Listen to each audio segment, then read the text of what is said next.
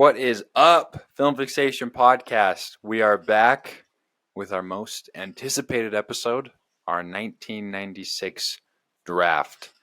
We are very excited. We've been through hell to get you guys this episode. We worked through some technical difficulties, so hopefully everything sounds great for you guys, our lovely listeners. But before we do that, we will... Wait, no. Let's acknowledge our guests, man. Let's acknowledge our guests, yeah. I'm joined by my co-host, Austin, as always. And our beautiful guests over here, Kasen, Garrett, and Parker Banta. Up? Hello, everyone. Yeah. I just came from the underworld. You said we gave him hell. Well, yeah, what up? What about it? I'm so happy to be here. The energy's up. I'm ready to draft. I was surprised you were welcomed back. Yeah. Yeah. After the Dune fiasco that nearly made me stop using Letterboxd. This is your first one back, huh? Yeah. Yeah, and fans, we do need to disclose, or we need a disclaimer that we are sorry. We heard you guys. We didn't want to bring him back, but we needed a fourth. So we did. F you guys. What? Called that, not F us. We wanted you back. No, the fans wanted me back. Yeah, F the fans. And you guys didn't want me. No, scratch that reverse. The fans don't want me at all, but you guys want me. Yeah. Nice Wonka quote. Thanks, man. Appreciate it. Chocolate? Chocolate? Your chocolate? Okay. Film news. Okay. Sydney Sweeney news. Edgar Wright in talks to direct the Sydney Sweeney-led Barbarella movie. Elf! Wow. Yep. It's going to be good. It's going to be getting great. Lots of Sweeney news. Is that the UFC one? No, but that is news. I think we covered it a couple weeks ago. We did, yeah. What movie is this? Week. Barbarella is a classic. I'm not sure. It's like a sci-fi thing. I've never seen it. Feminist, sci-fi. Yeah. Big boobs. Yeah. That's a big part of it. Yeah. Nice. So, So they did well with the casting. She'll do all right. Next little bit of news. Emma Stone and Jesse Plemons will work with Yorgos Lanthimos again on a movie that was just announced at the premiere of Kinds of Kindness at the Cannes Film Festival. The name of that I do not remember, but it's a remake of a Korean sci-fi comedy. Huh. So Yorgos Lanthimos just like churning out. Products here. Do you like that for Emma Stone? Yeah. Third straight film with Yorgos Lanthimos. Yeah. Yeah, it's like De Niro, Scorsese, man. It's the same thing. I guess having not seen Poor Things, I just don't know. Don't know the vibe. But have you seen The Favorite? I've not. Have you seen any of their collaborations? I've not. Okay. But they're good, apparently. I mean, that's why he's asking us. Yeah, asking the experts. I think it's good. Cool. Mm-hmm. Do you not? I think just from my perspective, I'm like, do I want my favorite actors or actresses working with different directors that have different viewpoints and different styles, or is it just like? Because from what I heard, I'm like, I'm getting on a tangent, but Poor Things was an odd movie, right? Yeah. Like it's not a conventionally normal movie. And I'm like, do I want Emma Stone consistently playing in these odd roles as opposed to doing something a bit more mainstream with like a not Greek weird director dude? You know? Yeah. I think he gets the most out of her. I mean, her wins for Best Actress is under Damien Chazelle for La La Land, and then Poor Things with Yorgos. So I feel like he just knows how to get the most out of her. Yeah. And they have a good working relationship. It seems like she is happy with what she's doing, and she's getting the most out of her talents with him. That's what I mean. Obviously, she keeps working with him of her own accord. I feel like one of the greatest actors of our time is okay working with the director over and over. Then that's like a good outcome for me. Yeah. And Kinds of Kindness looks good. Yeah, I'm excited. For mixed reviews out of Cannes, though. Oh, really? What are those snobs? I don't know. No, I think it was like averaging like a 4 on Letterboxd or close to it. So we'll see. Megalopolis also got mixed reviews, and we know that's going to be great. Yeah, so facts. Do we know the average for that? Because I don't know. That was all over the place. It's probably at a 3.0 or 2.5. Yeah, or something. Yeah, right in the middle. Yeah. Dang. Okay, Kasen's going to look that up for us. It doesn't have an average yet. Oh, there's probably not enough yet. Do the math, will you? Yeah, you just count them up. Create an Excel spreadsheet. Let me do some maths right here real quick. Scarlett Johansson is suing OpenAI for allegedly copying her voice, with the introduction of their new voice model. Yeah. Did you see that or hear it? Didn't hear it. Saw the news. Yeah. Saw that it's already taking public trust in OpenAI and ChatGPT. She's kind of a jerk though for not just lending her voice. That's a good point. You know, Especially for the fans of the movie Her. Well, exactly. we were all waiting That's for. exactly. That's the thing is when I first saw it, I was like, oh my gosh, that's like her. Yeah. And then I saw people pushing that it's her in real life. Mhm. And so I'm sure she just wants to ride that wave and, get her paycheck. You could which literally live that one scene. Oh, dude, the phone sex scene with ChatGPT. I'd be asking AI to read some suspicious things. Oh my gosh. How Oh much my is that gosh. a month? Do you guys know? I have no idea. Oh, ChatGPT, it's free. No, the new model. No idea. Well, thank you for your help. I appreciate that. Get Spencer back in. Yeah. Answer that. He was a big help also for the Yeah, technical shout out Shout Spencer. out difficulties. Spencer. Shout out. Real. Nora, new movie starring Mikey Madison, getting rave reviews, which I'm really excited about. So, Yeah. What's that? Do we know what that's about? no. Yeah, it's a prostitute in Brooklyn meets and falls in love with the son of a Russian oligarch. That is actually he's Russian- being serious. Russian oligarch and his wife find out, and they quick step it to New York to end the marriage. Okay. Mm. Okay. That's Sounds what I read interesting. on Letterboxd. How did you Okay. memorize that? Just recalled it from my brain. That's crazy. He's got it in the memory banks. Okay, that's the last little bit of news I have. Anything else from you guys? One thing that yeah. I saw was interesting was there's a movie debuting it. Is it Cannes or Cannes? Do we know? I watched some interviews at Cannes, and they were saying Cannes. They were saying Cannes. Yes. Okay. They're saying, I don't know if this is a Cronenberg, if this was the film that I don't think it was, but there's a movie called The Substance debuting at Cannes that's been like a huge hit apparently. And it's like a body horror movie that has really great reviews and looks like a really cool plot. Cronenberg's movie there is The Shrouds. Okay, so yeah. it's not that, but it's like Cronenberg-esque in the sense that it's like hardcore body horror Cool. vibes, which I read some reviews and it looked really good. But I think it's like the most noteworthy film aside from Aurora. Honora. Honora. Yeah. That has debuted at Cannes so far. Oh, cool. That was interesting. I'm excited to see Kevin Costner's Western. Horizon. I'm excited Horizon. for it. I think it's going to suck. I I'm like excited. I like Westerns, but allegedly there's a 7-minute standing ovation, which maybe means nothing. They But- give that to everybody. Yeah, every movie gets a long-standing ovation. But I hope so. I hope it's good. Filmed Yeah, in it's Utah. Filmed in Utah. Yeah. 7 minutes. That would be like annoying. Like, I don't Oh, know. yeah. He was brought to tears. By the I did see ovation. that. It's Yeah. a great Kevin facial hair Costner. combination right now for Costner. But if we were living in Moab, we could have been extras in that film. Jeez. Dang. Especially if you tanned well and looked like you worked on a ranch. That's you all day. Yeah. That's Well, why- that's me when I took you to do recon as uncle and nephew vibe. That's why I grew a mustache. I was positioning myself to try to be an extra on Horizon, and he didn't like my vibe. Oh, jeez. Dang. F Kevin Costner, man. Okay, anything else? Nope. No. All right.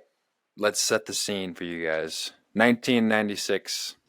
Some of us, I mean, we were all 2 or 3 years away from being born. Bill Clinton was the president at the time, and there was a scandal going around, the Monica Lewinsky scandal, which carried over into 1997, I believe. Banta, do you have any inside scoop on that? Oh man! Do you think Let's she was talk- treated fairly in all of that by the media? I was actually listening to a podcast just this morning talking about the political treatment of different presidents through scandal, and like especially in how they're treated with satire. Mm-hmm. And they pointed out a lot of satire that went around, like that was really harsh on Bill Clinton through that whole thing. Yeah. And someone was trying to Yeah. say that political satire right now is all too focused on the political right, Mm-hmm. and there's some pushback that no, there's still satire on that happens to the left with recent SNL type stuff, but then it also went back to Bill Clinton and Monica Lewinsky. But it was a watershed moment in American politics. You have a president committing perjury or lying, saying I had no sexual relationships with that woman, Mm-hmm. Yeah. and obviously that wasn't the case. There was a lot of stuff going on in the Oval Office. Oh, yeah. A lot of O's. The oral office. Listen, back in the 90s, man, a guy does one thing wrong and he gets, kicked out on the streets. Modern day, we've got President Trump who's being tried for 30 felonies right now? Let's not get into that. Some of us here, not me, support Trump. Anyway, we've built up this tolerance, I guess, Yeah. What's that vibe? Yeah. We're okay with our presidents being felons at this point? It's just the 24-hour news cycle, They just need stuff for the reviews. Yeah. Another question to ask is, what's she asking for it? Let me paint you a picture. Let's move on. Sure. Okay. George R.R. Martin had just written the first song of what's it called? The Game of Thrones books. It's called Song of Wind and Fire, something like that. Song of Ice and Fire? Ice and Fire, yeah. So the first of the oh my goodness. The first of the Game of Thrones books came out, and that was a sensation. Okay. Bulls, 1996, Chicago Bulls. Really good team. Mm-hmm. Jordan just came back. He came back in 1995. Got bounced from the playoffs by the Magic. And then they made the finals the next year. Beat the Seattle Supersonics with Gary Payton. Pretty good series, I believe. The Macarena was the most famous dance move at the time. Yeah. So I remember doing that in elementary school. Yeah. Macarena. Done that recently, I think. It was. Yeah. You couldn't memorize Macarena. the movements? I don't dance really well. You do. Trust me.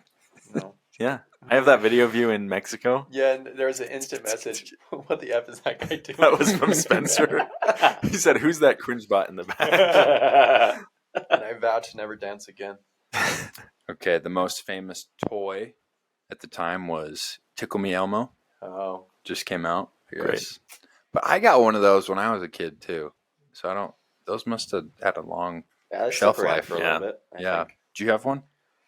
Yeah, I definitely had some Elmo gear growing up. I think we all did.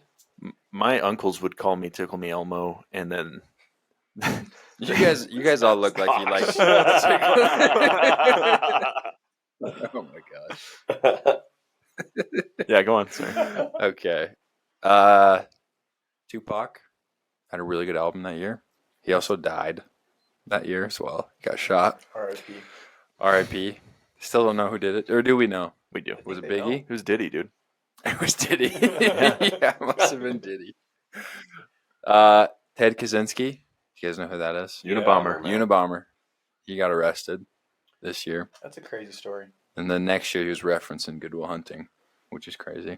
Do you know Unabomber was thrown down in Salt Lake? Yeah. No? Yeah. Bomb sent to University of Utah. Yeah, it's crazy, man. Mm-hmm. Dang. Watch the documentary on Netflix. It's interesting. Great podcast on him. Stuff you should know. Ted Kaczynski. Nice. Okay, check it out. We also want to shout out the Kasen podcast while we're shouting out podcasts. Thanks, man. Yeah. Yeah. Go ahead and listen to I that. appreciate that. Thank Sorry, haven't been doing our due diligence there. No worries, man. Can you guys guess what gaming console debuted this year? The N64, man. Yep. Nintendo 64. Wow. Quick with Was that. released, I think, with two films. One of them, or with two games. One of them was a Star Wars game. The other one was Super Mario Bros. Yeah, So, checks out. pretty cool. And then we had the 1996 NBA draft, probably the best draft class. That's the Kobe year, right? Kobe, Steve Nash, Ray Allen, I think Amari Stoudemire May have been. as well. Jason Kidd Yeah. as well. Was AI that year? No. I think Was he? He was like. Nah, I think he's doesn't like matter. 94 or Yeah, something. I think he was don't know. before. Or maybe it was AI. Honestly, it could have been. Speaking of, Mavericks are up 4 with 19 seconds left. Oh, Oh my jeez. gosh. Allen They came Iverson back. was drafted in 1996. Okay, First yeah. By the 76ers. And Wow. AI. That's crazy. Good catch. Thanks, man. And that's all I have for 1996. Also, a bunch of notable movie releases that we will get into. Can I say one thing about the 90s in general? Okay, yeah. I have started reading a book I'm not very far, but the book is called The 90s by Chuck Klosterman, I think is the author. Mm-hmm. But he, I kind of feel like a tryhard now bringing this up. But it's a decent point that I actually think relates to the movies that we're going to talk about. The book, a lot of the introduction to the book is about how the 90s were like the prime for Gen X. They were all getting out or graduating from college, high school, going to college, graduating from college.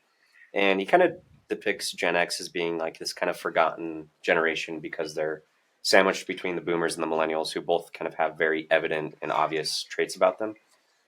But he talks a lot about the 90s and about Gen X and how like the mantra of the decade, and since this is right like dab smack Yeah.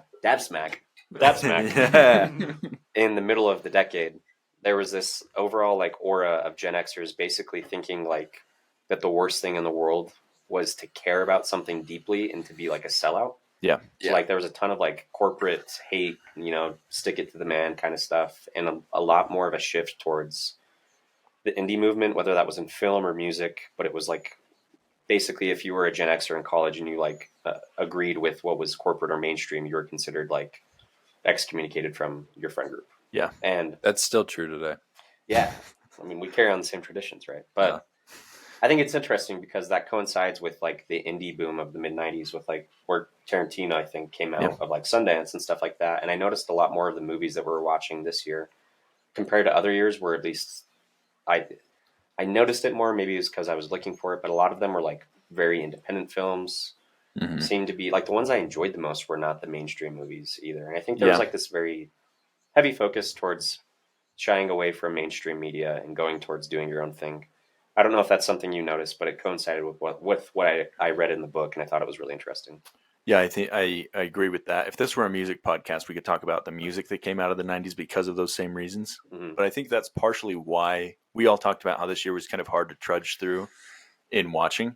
I think that's why it was kind of hard to get through these movies, is a lot of them have themes, at least the independent ones, the smaller movies, have themes of like nihilism, and they're like dingy, gross, hard to watch movies that's born from those sentiments, Yeah, no, I agree. It wasn't as enjoyable, but it was fascinating to see kind of the making of more small budget movies. Yeah. And like seeing that some of them can still be enjoyable despite being made for like a couple $100,000 in some instances, which I thought was interesting. But it's great insight. Thank you for sharing. No, not really. No, it is. That was. This is, I mean, the 90s is when Sundance really took off, and you have like major directors that came out of 90s like Sundance and other film festivals. I think everyone kind of talks about it as this shift in cinema, but 90s were a decade, man. Wish I could have lived it. Seemed like a good time. Mm-hmm. You did, man. You're a 90s You're baby. a 90s kid. 99. Yeah, you lived it. What up? Okay, let's get into the draft then here. So, there's 4 of us. I have the first pick. Picking second will be Kasen Garrett. Picking third, Parker Banta. And picking fourth will be Austin Hyatt. We picked randomly. Random ahead of this draft. Yeah. No, it was random. It was random, yeah. Austin screen recorded it. We have proof. It's a snake draft, so Austin will get 2 picks, and we'll circle back to me. I get 2, and so on. Okay. This is the moment, J-Dog. This is the moment. This is going to set the tone and the pace for the entire draft. So, can I say something real quick? Okay, sure. Sorry. Yeah. I think this is a very interesting draft because there's not a clear number 1 pick compared to other draft years. I think there is. There could be like honestly like 5 number 1s. I don't know where you're going to go. Yeah. I think so here's the thing. When I got the number, initially like just looking at all the films out here, I was like, I don't want number 1. I want one film to fall in my lap around 3, 4, and I wanted to pick twice, get 2 of the solid ones. But as I looked at it, I was like, okay, you know what? I think I can just get what I want. The thing is, I didn't want the consensus number 1. I wanted what my heart wanted. Yeah. You know what I mean? And that's how I've always drafted. I feel like just personal preference, not like what's the consensus number 1. I think you got to try to win though, brother. But I also, but here's the thing is I rewatched a few of the films that I thought were in contention for number 1. Yeah. And after watching them, I was like, okay, one clearly stands out to me. I think this is far and away the best film of this year. So I'm gonna pick it right now. Number one. I know it. Do you know? Yeah. Did you see my screen? I didn't, but just Okay. from what you were just saying, I know. I'm gonna pick Swingers. My number one pick. Let's go, dude. It's my favorite movie from this year. I know. The only good movie and I'm from sorry, this year. dude. Because You're not. No, it's fine. I know you would pick this with your third pick. And I wanted to give it to you. When I got the first pick, I was like, okay, I'm gonna pick Scream. And then I was like, wait, maybe Fargo. Hey, don't spoil anything, brother. Well, I'm just saying, like, what films are good. Yeah. I'm just saying my thought process. Okay, I was like, I'm maybe going to get Scream or Fargo. And then I watched, a lot of these films. And I was like, dude, Swingers is so good. It's a 5-star. I gave it 4 stars when I know. I first watched It's it. extremely enjoyable. Yeah. Yeah. When you first recommended it to me, because you put it on the short list of movies you wanted me to watch when I was first getting into film, I watched it, 4.5 stars. I was like, this is a near perfect movie. Like, just great vibes, love it all around. But I was like, we talked about it and you didn't like it as much as me. So I'm glad that you upped your rating. I want to hear about that. I think the first time I watched it was probably 3-4 years ago. And I'm in such a different position now than I was back then. Because, I mean, the main character, Jon Favreau, he's buddies with Vince Vaughn. And this is a breakout performance for Vince Vaughn. He is phenomenal in this movie. Yeah. And Jon Favreau's great as well. And it's directed by Doug Liman, who's directed Roadhouse. He's running Edge for of governor Tomorrow. in the state of Utah right now. Really? Mr. and Mrs. Smith, The Bourne Identity, Jumper, which is great. So he's a good director. Swingers is like number 8 on his letterbox. Like, yeah, it doesn't get love, man. Which is weird. It doesn't get love that it deserves. It's just so good. Jon Favreau, he's going through a breakup. It's been 6 months, and he's still talking about this one chick, He moved to L.A. to kind of get away from her, start new, and they're both trying to make it as actors in Los Angeles. And neither one's having a great time, like failing auditions. But it's 4 buddies, and everything that happens, you're just like, this just looks so fun, like what they're doing. Like, they decided to go to Vegas on a whim, like Jon Favreau and Vince Vaughn. And Vaughn's just like this smooth talker who can just like, the world just comes so easy for this guy. Says baby or money every other word. Yeah. And it's hilarious. Yeah. It's so funny. And it like started a trend of like people saying that. Like, dude, you're so money. Like, you're so money you don't even realize it. Yeah. You know what I mean? It's so calling money. people baby. Man, I could just relate to a lot of things in this film. And I just saw it in such a different perspective, like relating more to different characters. I won't get too in depth, but I teared up at the end of the movie. Yeah. That scene, the phone call. Yep. You know what I'm talking about? Yep. I was like, wow, like, it's just crazy. Like, in a matter of like 30 seconds, his whole like world changes, over a few phone calls, and it's crazy. But I think one of the great things about the movie too is that it's like you meet so many different characters, but it still revolves around the same 4.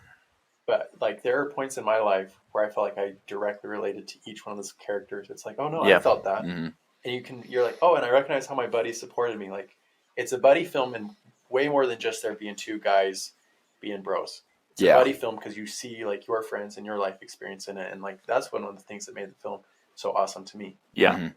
Is it a pure comedy?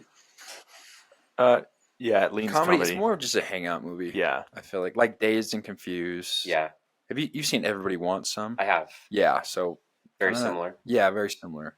I didn't get around to watching Swingers because I typically don't like Vince Vaughn a ton.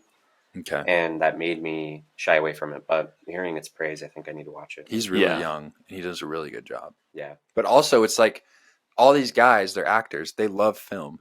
And a lot of their conversations revolve around cinema. Yeah, like they talk about Martin Scorsese and Goodfellas and Reservoir Dogs and Tarantino, and they like copy a lot of the same shots. Like they do the Reservoir Dogs shot. Yes. Where they go slow-mo to the scene is cars. awesome. Yeah.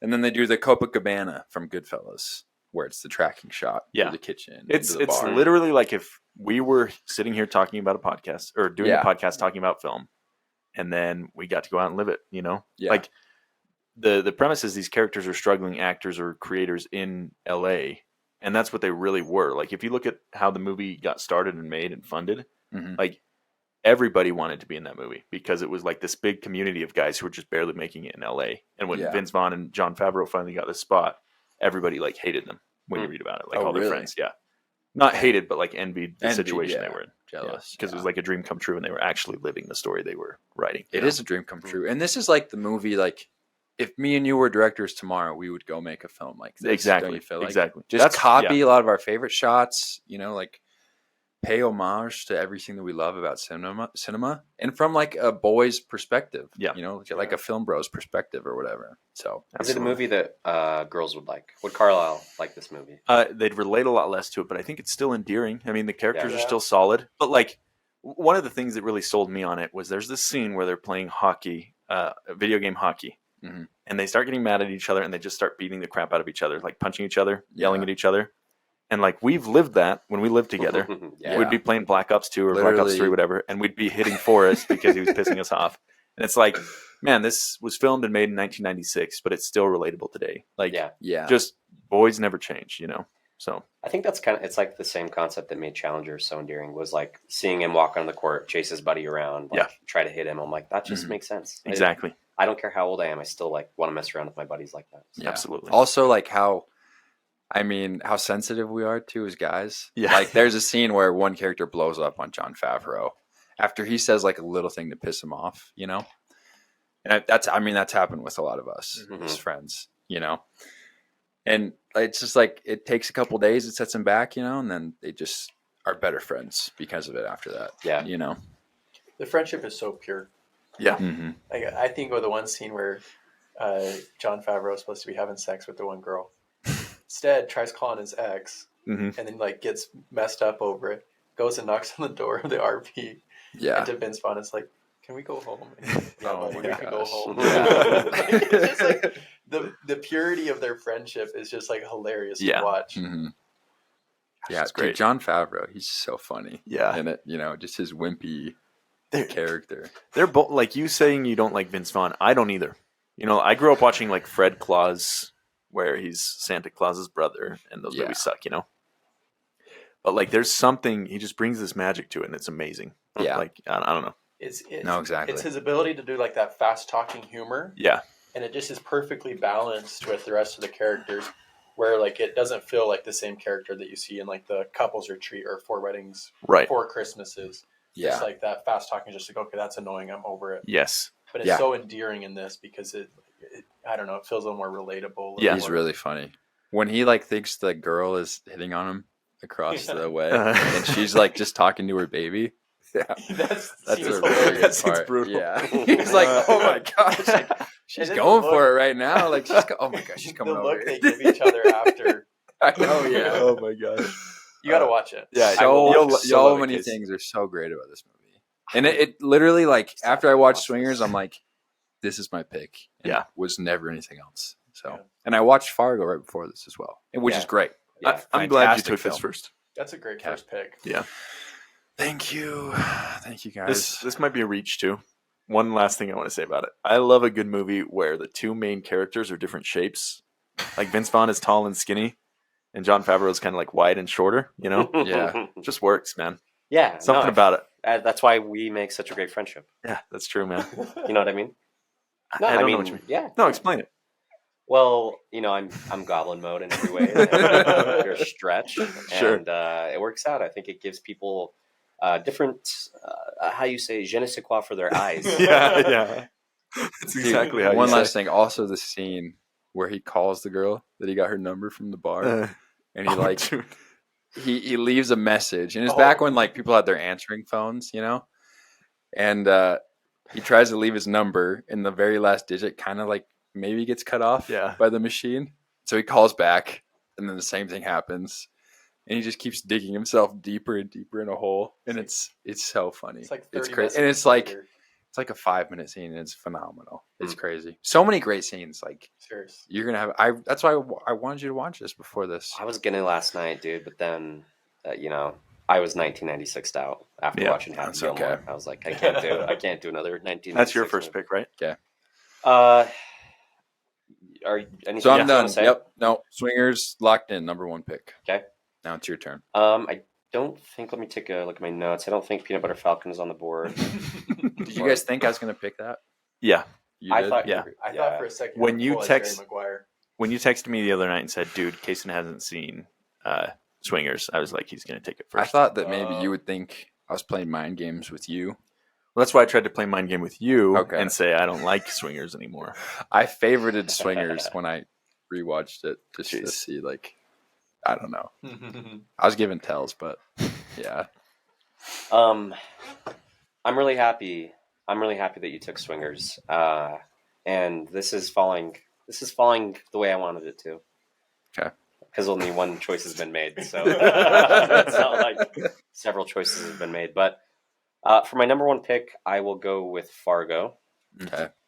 Fargo, I don't know that it's probably not my favorite movie from this year, but it's in the top 3 or 4, and I think it is objectively the best movie of the year, at least that I watched. It is a Coen Brothers movie, the same directors of No Country for Old Men, Oh Brother, Where Art Thou, Blood Simple, Miller's Crossing, those movies. Like a million movies. Driveway Dolls is one of the more recent ones.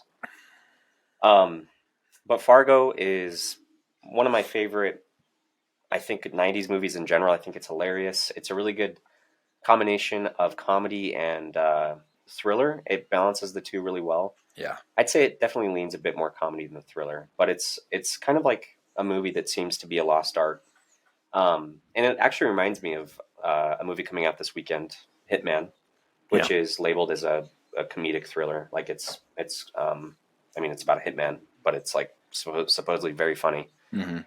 And Fargo, just to give a short description, it's about several crimes that are committed in Minnesota and South Dakota. And it's about kind of this twisted fate of a man who tries to set up a crime so that he can get money and buy this property that he wants to buy, I think is the basic plot of it. Yeah. The crime that he sets up ends up going horribly wrong. Some really bad things happen, and he gets into some really bad trouble. But the combination is so perfect because you were merging these two worlds of like complete and pure Midwestern kindness, and then really, really gruesome, horrible murders and deception and lying and stealing and all these things. And so it's like watching two things that are directly opposed to each other play out on screen with the whole Midwestern vibe of like really good people that are humble and pure and then just absolutely horrible people. And so I think it's a really great pick, a really great movie. I would recommend it to anyone. It's not super inappropriate. I think it's like one of those movies where I think I even talked to my parents about it and they liked it from the 90s. So it's like me too. A bit more relatable to all audiences, I think, than some of the 90s movies. But yeah, that's my first pick, second pick overall in the draft. Love that movie. Yeah. Does this movie work as well without the accents? Does it work at all without the accents? I think it plays into it a ton. Absolutely. Yeah. I think it's great. Yeah, it makes all the humor work just way better for me. Like the one scene in the bar. Oh, he's a weird looking fella, eh? Yeah. Yeah. That recurring joke. Yeah. I don't know. He's kind of a weird looking He's fellow. kind of funny looking. Yeah. How so? Just in a general type of way.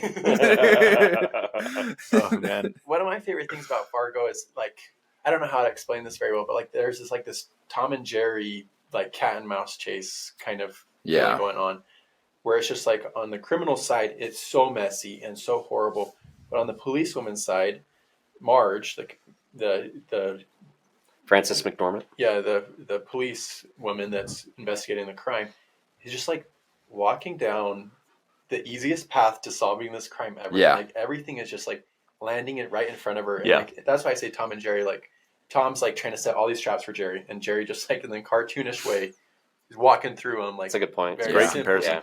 Yeah. And it's just like, it's so hilarious to watch like all the trouble that's happening on the one side and just how easily this wonderful Marge, pregnant as she can be, like, oh, can I sit down? Yeah. Just like, I know. That's a great point. It's like the most simplest like crime noir movie to understand ever.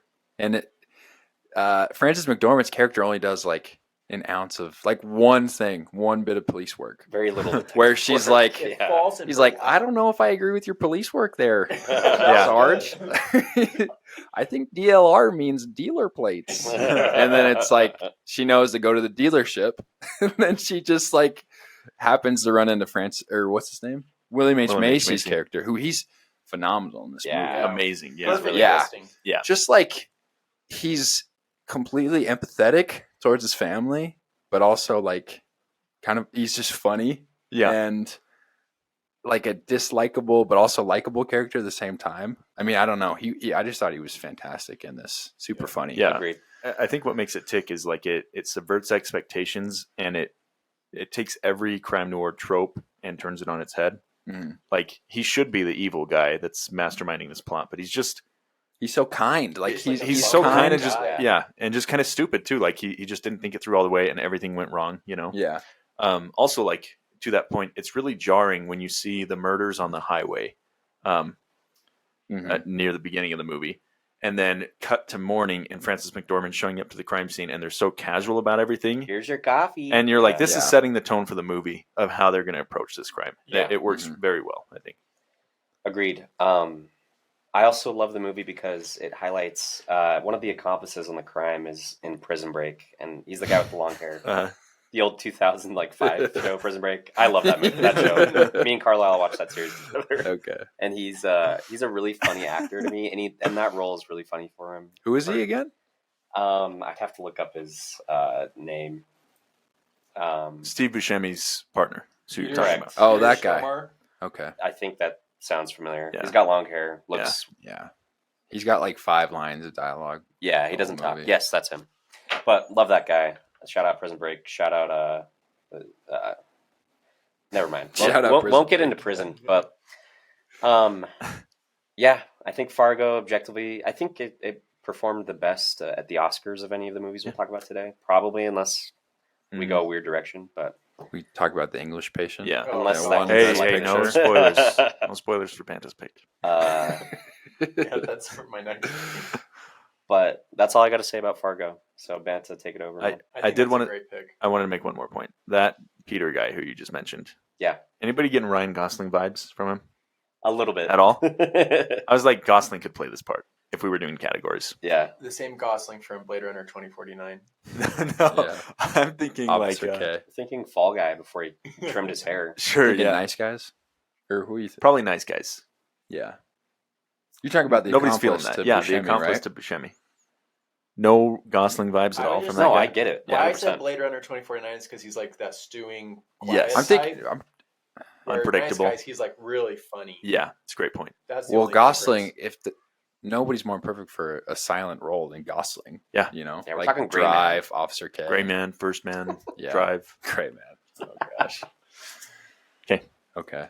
Sorry, I Great just pick. wanted to Great put pick. in That was, I mean, 1996, in the research I did, everybody was like, this is the best film from this year. So, And I think to a degree it holds up the best. Like if I was trying to pick a single movie from this year to show, Fargo might top that list of what I would show to a group of people.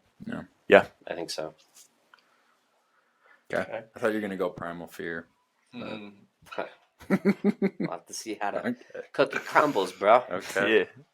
All right, Banta. With my pick, I think I want to take Scream. Wow. A little early, I'd say. Have you seen Scream? Yeah. I liked it. I don't think that's an early You rated pick. it low. Oh. No, I think I gave it 3 stars. You did. I liked Scream. Like I thought it was an enjoyable film. I don't know. I really enjoyed it. Like it's like a movie that fast tracked into like my enjoyability, like because it balanced humor, a little bit creepy. Like, Yeah. Yeah. But it also influences the slasher horror genre so much that, like in my mind, it really sticks out because of its influence and impact going down the rest of the way. Mm-hmm. And I think it's just like it jumps to the top of a list of a movie I want to watch every single Halloween. Yeah. Like Yeah. that's where it exists for me. Like that's not a movie I'd watch all the time. Like because I actually really hate horror movies. When Austin and I went and watched First Omen, I'm jumping out of my seat like Yeah. every 10 minutes. Like just the door closing was making me jump. But for whatever reason, like Scream just perfectly filled this spot for me. Yeah. that it was creepy, it was funny, it was predictable, and it has like this whole history of influence. So I don't know. Yeah, that's my pick. I don't think that's an early pick at all. I would have taken that 4. Straight up. I love that movie. I think for its influence, like its meaning to the genre of horror, like what it produced. But also its accessibility, like Banta's saying, you can show that to a group of people on Halloween. Yeah. And even if nobody likes scary movies they're going to like Scream, you know, because it's got the comedy aspect of it and it's just a fun story. Also kicked off a really like vibrant franchise that is still fun to watch. It's still alive and kicking, you know, so I think there's points for that too. And I think it's the best one from the franchise. Yeah, I don't think it ever got better than 1996 Scream. But my friend Mackenzie Purser showed me this movie, and immediately I was like, I have to watch this every Halloween. Showed it, I think, at Grace's house. Were you there? Probably we watched it. Well, I've been watching this like every Halloween. Like it's become a tradition. You know, that's fun. And that's exactly my feelings on it. It's like I watched it, have never seen a single Scream movie. Yeah, and I was just like, this is awesome. Like the way it intentionally misleads you, that it's like it's giving up these clues like so easily. You're like, it can't be this easy to figure out who the actual murderer is. Yeah. And as the story comes out, it's like just enjoyable to see the story. That's why the rest of the franchise is so fun, because they stick to those tropes hard and they just repeat them every movie, and they're so in your face about it that it's kind of campy. Yeah. It's great. Yeah. Well, and it's fun. Like each of the movies hit kind of the same beats, you know, but it just set up this amazing kind of genre within itself, you know, I just think it's fantastic, this one. And it's the most logged film on Letterboxd from this year. So I think it's the most popular. It has those scenes within the movie where they're talking about what not to do in scary movies. Yeah. Like it's very self-aware, right? Yeah. It's obviously making fun of the genre as a whole, saying this stuff often happens in scary movies, and hey, don't go outside by yourself, don't get drunk, don't party, and then cue someone doing all of those things. They're doing all those things within the movie, and it's just very funny to see a movie be so aware of itself to the point where it just completely makes fun of really the entire like genre it's representing. Which I'd rather see that than a super like serious slasher film, because those are rarely good, I feel like. Oh yeah, so I'd rather have a comedic element. Yeah.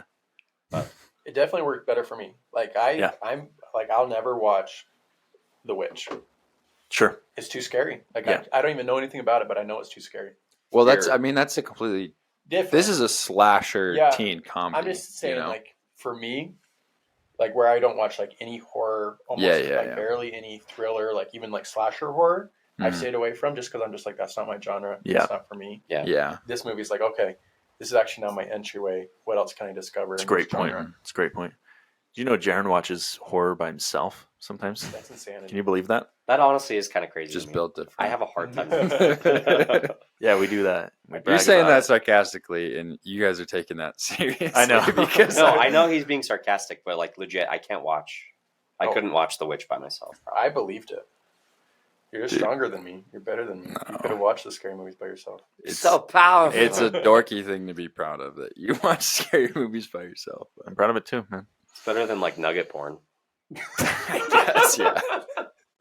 You could be watching worse things by yourself. Yeah. I like to watch that in the open, so. Austin, you're silent over there, dude. It's just crazy. Okay. You can cut that if you want. I'm gonna leave that in. One more thing about Scream. I was reading up on it after I watched it, and it talked about some of the marketing tactics that they used, and they like went all in on presenting Drew Barrymore as the main lead. Yep. Mm-hmm. And like their entire budget was spent on it. She's dead in the first 5 minutes. Yeah. Where'd you hear that? That she's dead, or that I read it? Where'd you read that? You didn't hear it? Scream Your Watchables. No. Film Fixation Podcast, episode 1. Oh. We did Scream 5. Episode 2 or 3 must have been. Oh, Creed was first. Such and a random Scream. first episode. Well, this podcast really used to be structured around every new release. Yeah. So Scream 5 had just come out. Yeah. Yeah, I just thought that was a fun fact about the film, that they put like totally went to mislead viewers. Yeah. And then just like this big name got totally cast aside, and this other girl pops up as the main. I wish movies would do that nowadays. Oh yeah. Like mislead the audience. Well, you know. We could dedicate an episode.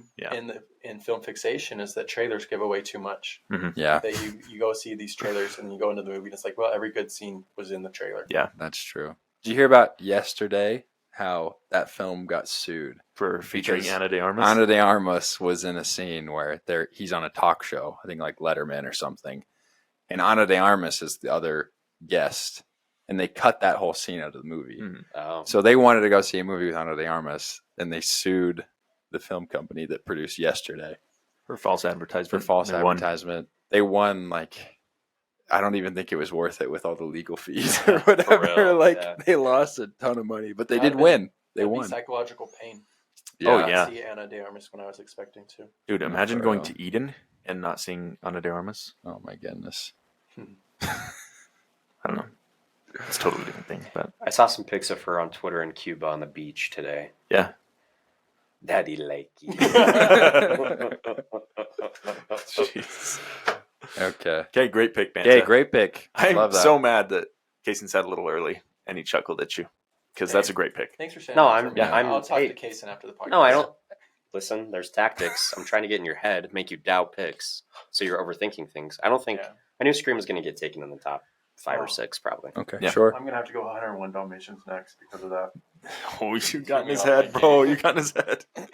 Okay, with my first pick, right before the turn, I'm going to take Train Spotting. Dang it, dude. I thought somehow that was going to come back to me. Yeah, yes, sir. All the way back up to 1? I thought maybe. Yeah. This is a Scottish film starring Ewan McGregor, among others. I don't know any of the other guys. I was listening to a podcast and they were talking about them like they had notable careers, but I'm not familiar. We can just say Begbie. Yeah. Sick Boy. Yeah. It's all about, and this is where I was talking about nihilistic movies. Yeah. This movie is one that I really enjoyed, but I will probably never watch again. Really? Because it's so grimy and so gross. There's like no plot. The accents. Holy cow. And it's just hard. Did you listen to Trainspotting? I was in the middle of listening to it today. That's who was talking about it. But it makes me. I think it will make you want to watch it again. The way they talk about it is so like fun and meaningful. But let me mark that to cut out the name of that podcast because we're not giving them a platform anymore. But yeah, it's a great movie. Ewan McGregor's so good in this, dude. Yeah, and he was like a heartthrob at the time, I guess. Yeah. That's crazy. Just a ton of funny one-liners, great dialogue, and again, like going back to what I said about Fargo, the accents make this humor work overtime for me, you know? Mm-hmm. So, thoughts on it? So many great characters. I mean, we all gave this 4 stars. That was rare. Yeah, we all gave it the same exact rating. So I didn't know, like, because we gave a lot of 4 stars in this draft year, but I really loved it. It's grimy. It's like something, it's way different. It's a cautionary tale, about drugs. But man, doesn't it just make you want to? It makes me want to do drugs. Remember we used to do hard drugs? Like, that was crazy. Dude, those were the days. And Smarties in class. Yeah. Oh man, I just want to memorize this whole movie because there's so many good things. Mm-hmm. It's shite being Scottish. Do you care if I take the platform there? Go ahead, please. Choose life. Choose a job. Choose a career. Choose a family. Choose a big television. Choose a washing machine, cars, compact disc players, and electrical tin openers. But I chose something else. And the reasons? There are no reasons. Who needs reasons when you've got heroin? I thought that was pretty good. That's really holy cow. I was trying to get down my Scottish accent in the car today, and I couldn't do it. I've practiced that forever. I don't know if it turned out super good. No, that's the best. Great payoff. Who need but dude, it's got to be one of the funniest movies. Can you do the shite being Scottish? It's shite being Scottish. We can't even pick ourselves some good colonizers. I don't think the British are that bad. Yeah, they're wankers, but we couldn't even get colonized by someone that was good. Yeah. That's like great. that. Well, I think very close. Perfect. I think that's 2 things that stick out. One is the narration that Ewan McGregor does throughout the film. Mm-hmm. For me, it really worked, and that's part of what you quoted is him quoting in the beginning of the movie and then quoting at the end of the movie and some of the different narrations throughout. Yeah. It really, really worked for me as it kind of like helped me understand what I was supposed to be getting out of the scenes. Yeah. And the second part of it is the duality of it. That like the first half is the funniest movie I've ever watched, Mm-hmm. and like I'm crying, laughing so hard, and then it just like flips completely. And the second half is like sombering, depressing, grimy, like horrible. Yeah. And it really is, in the end of the day, like a really good allegory on like drug use, or at least like kind of like main messaging of the movie. Yeah. It's like there's a lot of feel good and a lot of not so good. Yeah. So it's really interesting to watch from that with those two things. Also made for like less than $2 million, I believe. Pretty small. Something budget, crazy. Because Danny Boyle, he's a great director from what I've heard. I haven't really seen any of his filmography. Okay, I've seen 127 Hours, Steve Jobs, Yesterday. I haven't seen 28 Days Later. Have you guys seen that? No. I was going to cue that up the other day, but I didn't. I think they're coming out with a remake. Yeah, 28 years later. Yeah, no, they are. But man, a lot of great editing in this. You know, a lot of great scenes, like dream sequences. You know, obviously the toilet scene. Toilet scene's insane, really dude. funny, dude. That made me want to And die. and to pull off something like that's so gross and make it entertaining. But that's why I say I might not revisit this movie, is because it just felt like you're watching and you feel that on you. You know? Yeah. Did you not? I'm going to. 100%. I was like, I've never understood OCD more than right now. Hey, thanks for standing with the community. Yeah, solidarity. Dude, but like the vibes overall, it's so funny because it's like depressing Scotland. Like I don't know. I mean, anytime I watch a movie that's based in England or Scotland or Ireland, they're all really depressing. Mhm. But it's also like the capital of weird-looking white dudes that have insane amounts of steez. You're like, Oh, yeah. how does Ian McGregor like look cool wearing like a woman's shirt that's 3 sizes Yeah, too like small, baby tees. up to his nipples with like weird pants, and then he goes to a bar and he like picks up girls. It's like Yeah. this could not Underage. happen. Yeah. Underage girls, Yeah. not a good part. You're But- saying you want to do that? no. No. What I'm saying is, guys in the U.S. just don't have that like European appeal. It's different over Yeah, there. that's true. Across the pond, as they say. It's because we're all circumcised, man. It's a damn shame. Dude, straight up, I think when you keep your foreskin, it gives you a little bit of extra riz, perhaps. Is Ewan not? I feel like didn't we see it? We in this saw it. movie? He's definitely on Cirque in the movie. That was Oh, one bit okay. I heard, that the American version does not show as much Yeah. Ewan Peen as the UK version. Oh. So we And the missed girl out. was 14 instead of 16 in the UK version. So that's bad. That's crazy. Yeah. I know. Talk about a funny scene, too, when he wakes up in the morning. He's trying to wash his own sheets. Yeah. Oh my Oh gosh. my god, Dude. dude, Yeah. that's Oh my crazy. word. So much poop in this movie. Dude, there's Like, way it's too much crap in that actually movie. crazy. That like, makes me squirm right now. I don't know how you finished it. Yeah, that was my first thought. Yeah. It was bad, dude. Oh my One of god. my- Even the apartment itself was like, I couldn't even step in. Yeah. It's so gross. One of the hardest scenes for me to watch was the dead baby. The baby. Oh, On the Oh, really? ceiling, anything with the dead baby, I was just like, this is getting too much. Yeah. It just looked. I didn't really believe it. Like I don't know. I didn't mind it too much, but I didn't super believe it weird either, scene. Well, Like seeing a baby needled with. I guess. Yeah. Yeah. Like, I don't know. like I was like, Hey, it I didn't watch look- scary movies by myself. Yeah. Like it didn't look realistic to me. It Yeah. just looked like so creepy, so like not real. That's like made Exactly. it Uncanny more Valley, creepy. yeah. Like, Yeah, it's like no, that's a Uncanny good Valley, point. Like is obviously a fake doll, but like the way they made the skin gray, like the eyes and the head bulging, I was Yeah. just like, oh. No, that's a good point. I want to talk about Begbie. That one scene where he describes the fight. he describes the fight, It's amazing. but at the same time, the buddy is like relaying the actual story Yeah. to Ewan McGregor and his friend when they're like going through these like videotapes, and we see like, and at the same time, I think Begbie's telling the story at the bar, yeah, you know, and it goes between these 3 different sequences like so seamlessly, and it's crazy. it's cool filmmaking. Yeah, Like, no, definitely. it's really cool. But Begbie just like, it's so funny how he describes it and then what actually happened. And this guy just like, he's so unpredictable.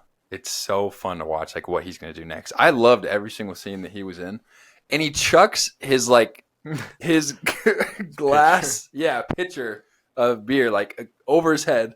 He's like a story up, Yeah. you know? hmm Like almost kills a lady down there, right? I love the quote after that. Yeah. What do you say? That way, lassie got That we lastly got glossed.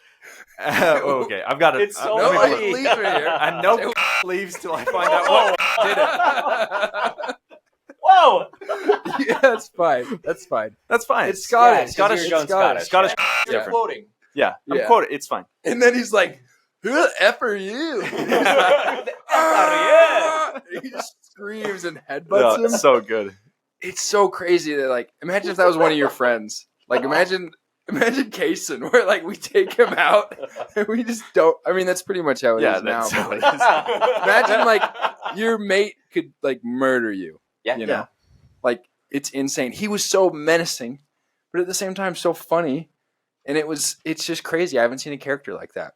Yeah. And I'll dude. never forget that performance. When It's your crazy. when your OCD was less under control and you used to have compulsions or I'm not sure of the terminology, but you wanted to kill us. Oh my word! Keep that off the pod.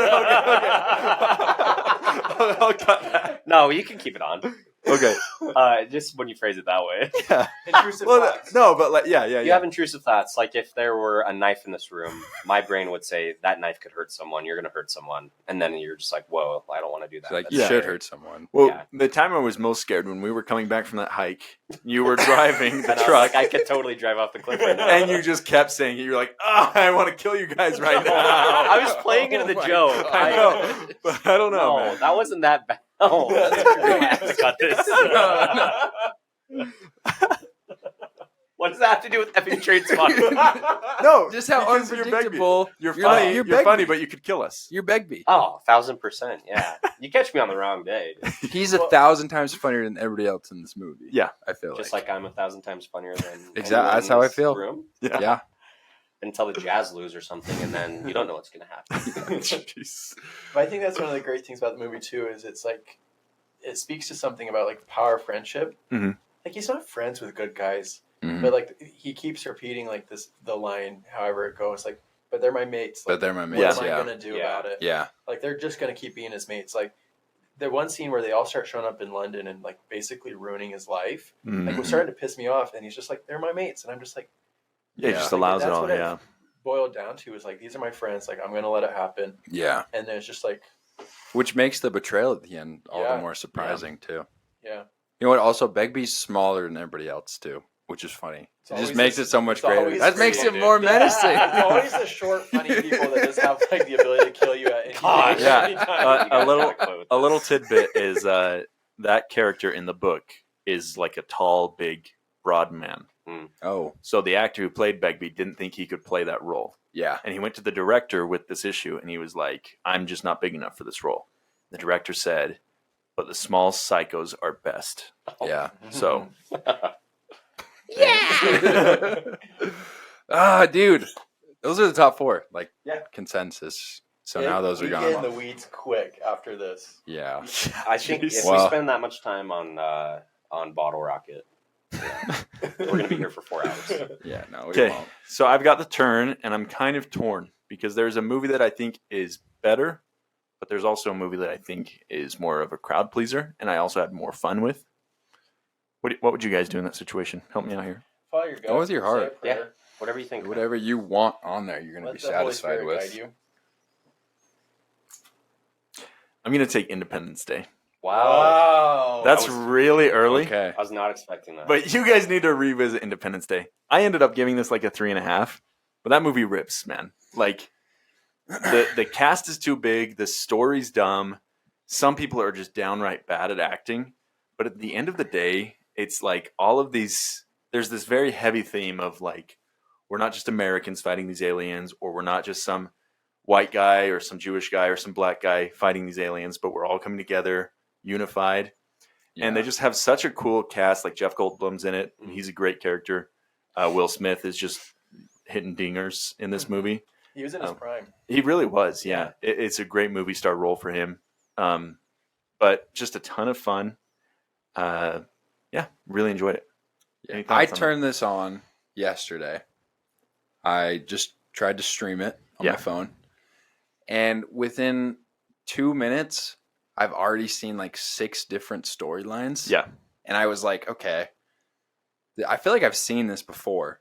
And then I checked the director, what else he's directed. He directed 2012. And I'm like, this is the exact same formula that he's using for this. Yeah. Like, even where, like, the typing of, like, the location at the bottom right of the screen. I'm like, those noises, like, this is exactly 2012. So I'm like, I'm turning this off. And so I turned it off. You should give it a chance. I guess I will. Like if you liked it, I was like, because you gave it a 3.5. You also gave Escape from LA a 3.5, and I think you're being generous with that. I don't think I am being too generous with Escape from LA. I think I gave that a 2.5. Oh, really? I thought it was a 2.5. Yeah, it's a 2.5. Okay, yeah, my bad. But that's probably generous for you. But yeah, I guess I will revisit it. Yeah, I didn't make it to the Will Smith scene. Like, even I was like, oh, really? This is too many storylines. I'm like, I can't. And it was 2.5 hours. And it's way really too long. Pushing it to like. I was tired, but yeah, I'll watch it some other time.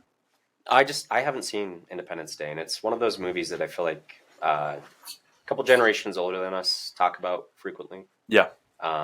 Like I think if a lot of the guys that I worked with listened to this podcast, because I was talking to a couple of them about what we were doing, and they were talking about 96 movies, but like I think Independence Day would be their number one pick. Like this movie, it's very, very beloved. It's a dad movie. Yeah, you know. Is this your like crowd pleaser, or are you going with? This was kind of my crowd pleaser, but it's not pleasing this crowd, which I'm a little disappointed about. Well, maybe the listeners. But you haven't seen it either. So Banta and I are the only two that have actually seen it. And I think with Independence Day, for me, it's camp, 100%. Exactly. And it's just like with camp, it's just like a metronome.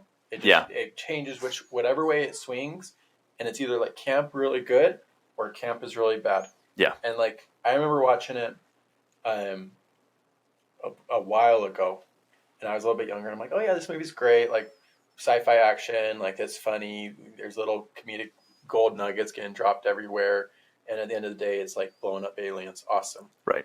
When I tried revisiting it, I was just like, this is not the right type of camp. Like it's not working for me anyway. Yeah. And like, but I'm happy to revisit it fully. But like, that's just like, it's just like that camp can be either way. Absolutely. It can depend on the day. And I think a lot of times camp works for the people who were there when it was a blockbuster. So that's why like the older generation who went and saw this on a big screen was like, well, that's awesome. Because like there's scenes like all the fighter jets flying together that you're just like, hell yeah, brother. Yeah. Oh yeah. And I think there is something of like intentionality behind what makes camp work. And I'm not sure if the filmmakers or the creators behind Independence Day meant for it to be campy. But maybe with us looking back at it with our 2024 lens, it's campy. So I don't know if people in 1996 liked it for that reason, or if they were like, this is genuinely badass, Yeah. I think it's the latter. I just think it's almost 30 years old at this point, and it's just hard to like. A lot of the sci-fi movies from this year probably aren't very good from our perspective. Yeah. I thought this was a Michael Bay film my whole life. I confuse it with Armageddon. That's the thing. I always thought this movie was Armageddon, Deep Impact, Independence Day. Like those were the same movie. Just the same thing. I grouped that with like Total Recall in my mind. Or like, do you like that movie? The original? I haven't seen any of those 90s action movies. Like, oh, that's a good one. Rambo's great. Recall. Rambo's a 5-star. Yeah, those are on different ends there. The Rambo to Armageddon, that's a different. Okay. I just view them in the same lens. I'm like 90s action. But I get your point, though. Yeah. Okay, well, that was a really bad pick. So Banta, you go ahead. No, it's not a bad pick. No, I hate myself. I think myself. that's a crowd pleaser. I think that's a good move. Okay, thank you. Are we going to post these lists for people to vote? I'm going to repost too. Sick. As well. I think with my pick, I'll take. 1996 is kind of the year. The movies that fell into my lap to watch a lot of courtroom dramas. Yeah. And one stood out. One courtroom drama stood out just by an inch over some others that I watched. What are you going to do? And it's Primal Fear. Yeah. God, you, dude. That's messed. That's messed, bro. Primal Fear. I enjoyed it.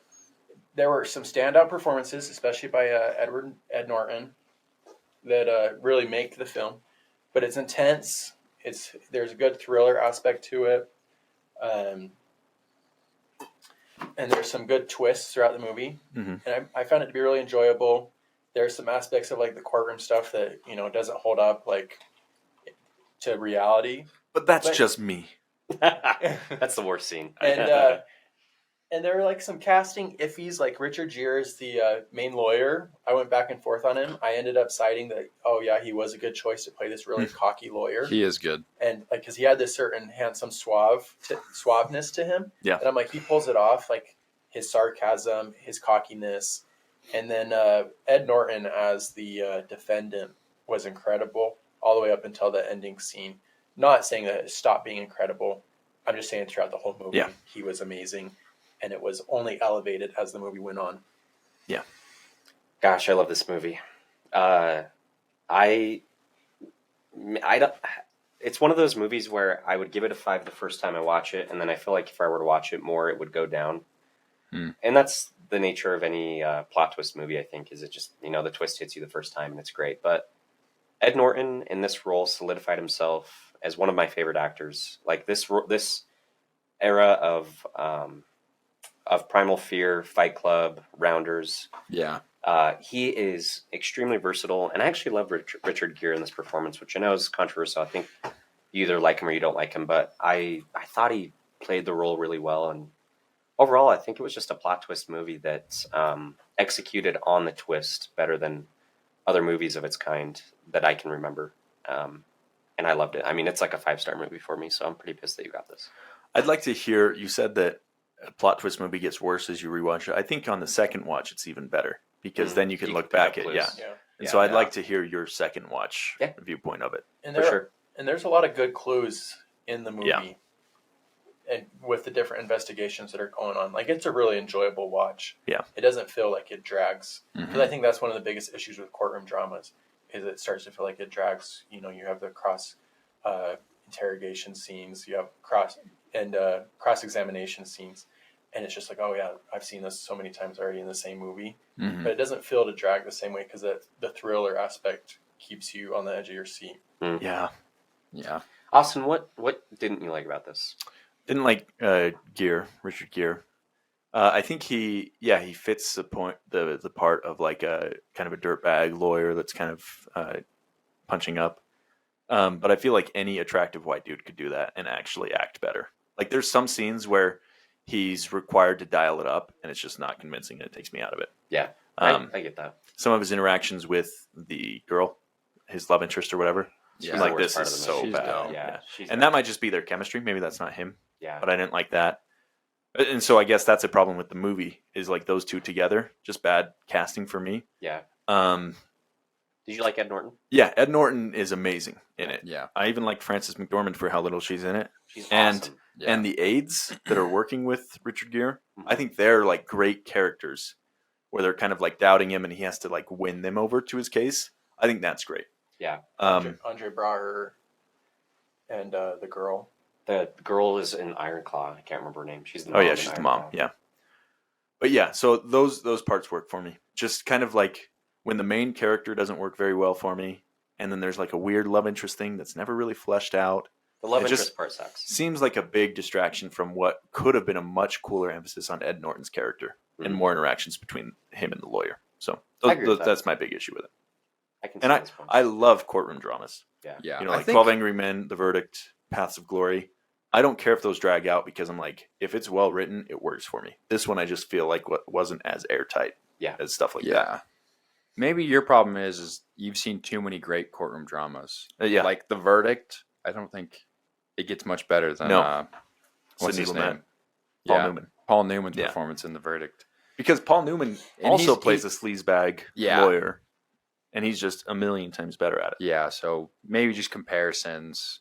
I think Richard Gere is charming. I think he's great in this as well. He's very hot. I think he's like a better George Clooney. But I mean, there's like 3 or 4 people that I think really excel in like these lawyer dramas, Yeah. But no, I just think he's one of them. I think he did a good job. But also, I mean, Edward Norton, I think this is his first. It was his breakout role. It's his debut film. Yeah, like isn't that insane? He's nominated for Best Supporting Actor. I don't think he won. No. Do we know who won this year? It was a BS pick. I can't remember what it was, but I remember all the Oscars picks from the year. Like this is a bad. Well, it's The English Patient is a Miramax film. So Harvey Weinstein must have had a lot to do with, you know. So yeah, but no, this is a great film. I think I gave it like 4.5 my first watch, but the twist is phenomenal. We won't spoil it because probably none of our listeners have watched this. Primal Fear. I might give this a rewatch in a couple of months and see if I like it more. Thanks, brother. Yeah, we should watch it together. I would love that. Yeah, because I want to watch it again too, and I think the hard thing with courtroom dramas is that it's kind of the issue that we have with watching sports movies, where you watch a sports movie and you're like, that's not how that works. That's not how that works. And not like we're lawyers, but if you have a basic understanding of the law, you're like, that doesn't happen in a courtroom. You know, like it's just really hard to get the technicalities of it right. Even just, I've never been in a courtroom, but just human nature. Like the lady's spiel at the end confronting Edward Norton. I'm like, dude, this is so bogus. Like I'd never, this character doesn't seem real. Yeah, no prosecutor would say that. Yeah. Banta, you could probably speak more on that. Well, I was going to say, like, trying to balance it. The courtroom dramas get really interesting because I try to balance it with what I can remember from my law classes. Yeah. Not law school law classes, but just political science law classes for a bachelor's degree. And it's like, there's a difference. Yeah. Because, like, I'm at a very surface level where, like, I'm not having to actually memorize everything and know everything. And there's a lot of things that's like, no, that would never happen. Like, that's a little bit annoying to watch. But with Primal Fear, there is still a high entertainment value for me. That it's worth it. That I just, like, kind of tried to set that aside and just be like, I'm going to watch these people with this interesting plot that I'm not sure what's actually going on.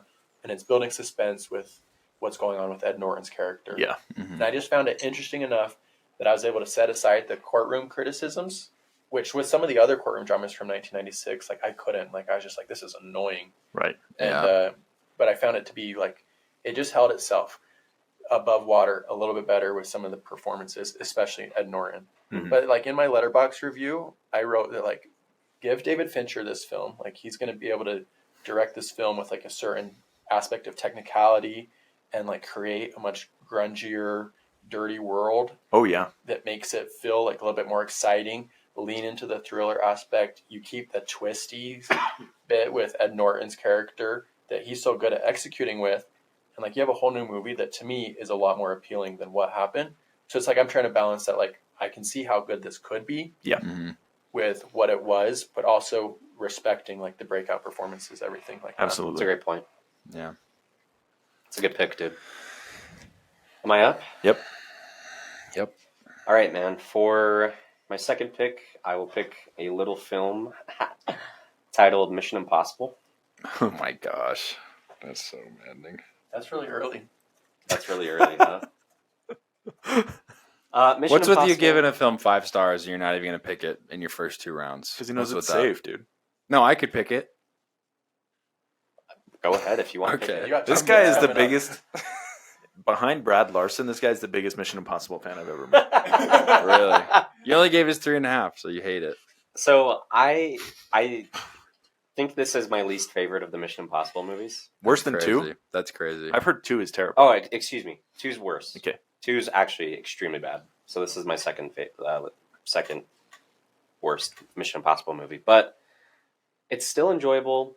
Tom Cruise is just Tom Cruise in this movie as hard as you possibly can. I don't know if there is a more charming and more magnetic role or character than Tom Cruise in the first Mission Impossible. Every time he talks, you're like, I kind of think that guy just had sex with me via communication, via words only. Like I just reached completion with cinema sex. Yeah. Have you seen Top Gun? The first one? Yeah, I have. But his teeth. Teeth need to be fixed. Sure. But the movie itself isn't anything great. I would say there's a lot of, like, really fun individual characters, but the plot is pretty messy. And in comparison to the other Mission Impossible movies, it's pretty weak. However, kind of following the same theme as Parker when picking Scream, they kicked off one of the most legendary franchises of its kind. Like, I love Mission Impossible. Some of the Mission Impossible movies for me are like 4.5, 5-star movies, and this is the origin story of those movies, and so I think it'd be odd not to take it. Because I'm embarrassed, but I mean, I love Mission Impossible movies. I think they're fun. I understand what they are. I know what I'm getting when I watch them, and it's a fun it's a fun time. Like whenever I need to fall asleep, I'll throw on a Mission Impossible movie and just watch it for the 6th time that year. I think I know what happens. Your most recent review on this one is couldn't sleep. I think. Yeah, I think was that this one? Yeah, and I don't love this movie, but I love what else it's subsequently brought me over the period of time that they've kept making these, and so yeah. What's wrong with this movie? I don't understand everybody's criticism towards it. The plot is really messy, and I've heard that if you revisit it, it's a lot better. And I've also heard that that's kind of like a trope of the franchise, is kind of overcomplicated plot. Yeah. Without like a lot of intention driving it. Mm-hmm. So that's what kind of took me out of it. I really love the De Palma like the beauty that he brings to filmmaking, which is something I didn't expect, because I've seen the most recent Mission Impossible and I'm like, this stuff is just ass, you know. Dead Reckoning Part 1 sucked. Yeah. I wasn't a fan of This is better than Dead Reckoning. This is great. There's some very strong moments, like the Langley Vault scene is crazy. Yeah. It's really and cool. I had seen that referenced in pop culture all over, you know. But like that, just what's the word I'm looking for? That's Ripped. great. Sorry, I'll just say that. But a lot of like the big set pieces, I really liked the opening party scene. Yeah. Me too. Yeah. Like there's something about that I just don't think is evident in the later movies, and I haven't seen them all or any of them other than the one. Have you seen Fallout? Mission Impossible Fallout? No, it's amazing. Okay. Ghost Protocol. It's really good. I've only seen Dead Reckoning Part 1. Yeah. And the first one. cringe. Fallout's yeah. great. Fallout might be my favorite. Yeah, dude. But I We're Is really, that the plane one? Where he's hanging out in the plane? Yeah, no, that's not. Burj Khalifa. Oh, okay. he yes, jumps out of a that one. plane on Yeah. this one. But He halo dives out of the plane. there's a halo dive. Is that What's- the opening scene? It's the one with Henry Cavill. Talking to the mic a little bit more. I'm just worried that it's not getting you. Sorry. Sorry about that. No, you're fine. Anyway. With Henry Cavill, where Yeah. he reloads his biceps. Yeah. Oh, The Fallout has the best choreographed hand-to-hand fight scene that I've seen in a movie. In the bathroom, yeah. In the bathroom, yeah. Cool. It's cool. I just barely rewatched this like 2 days ago, and I was just stunned that you guys all reviewed this so poorly. Banta, I think you gave it 3.5, right? Yeah, I was 3.5. 3.5. 2.5 over here. Yeah. But this is a Brian De Palma film. I realize he might be in my top 5 directors. No way. Dude, don't- Carrie, You've got to watch Carrie though. Like, let that's me a tell total- you, I love What? Carrie. You can't. hey, okay, I love stop. Scarface. I literally have 2 Scarface posters up in my room right now. 2 Do of you them. like this guy more than Fincher, PTA, Scorsese? No. No. That's what I'm Denis. saying, top 5. Denis. Wes Listen. Anderson. Yeah, more than once. Okay, top 10 for sure. Top 10. I'll give you that. All right, jerks. But comparing this and Carrie, that's like a whole different career. You know? Scarface, Carrie, Mission Impossible, Carlito's Way. You do Literally- like Carlito's Way. Like all in my top 50. Nah. Just kidding, not Mission Impossible. But Carlito's Way is awesome. Yeah. You guys should watch that. Al Al It's on the short Pacino, list. Al Pacino and Brian De Palma is probably the best pairing that you can get. So you love this movie. I really liked it. I enjoyed Yeah. it. I was like, okay, I was a little lost at the beginning, but once I realized it's about the team who gets set up to get the list of names, right? But, the MIF agency has kind of used this as a way to get rid of all of them, to eliminate whoever might be the rat, right? Mm-hmm. Tom Cruise survives, and he realizes he needs to get the list to prove his innocence, and that's pretty much it, you know? And what's his name? Voight. John Voight, yeah. His character's motivations, I think, are a little bit stupid. Yep. Yeah. Like, he feels left out or whatever and useless, so he wants to, steal the list of names, make a bunch of money, He doesn't sell get it paid to Max. Yeah, he's making $60K a year, and he's like, he doesn't like what the world's become or whatever. That's a little bit stupid. Well, he also shoots his wife for no reason. That's dumb. On the train. $60K a year in '96 is like 110. Yeah. Today. But I also Yeah. like his intention of seeing the writing on the wall. Like, he's a dying breed. Yeah. He's out of service. We're forgetting his government pension, though. But also, if you get past how Yes, we complicated the goes. plot can be for how simple it should be, Tom Cruise gives an amazing electric performance. It's incredible. Right? Yeah.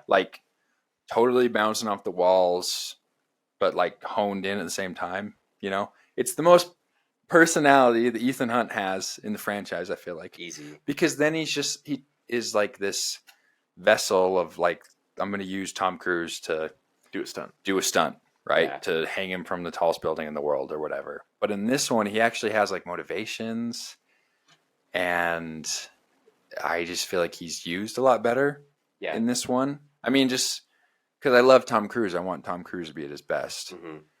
And he's great in the rest of the franchise. And like you said, it kicked off this amazing franchise that, we all like. The colors are fantastic. Yeah. The red, the whites, the blues, the blacks. Whoa. The what? The blacks. That's crazy. The vault scene, the white and black images in that scene. Grow up. Will you grow up?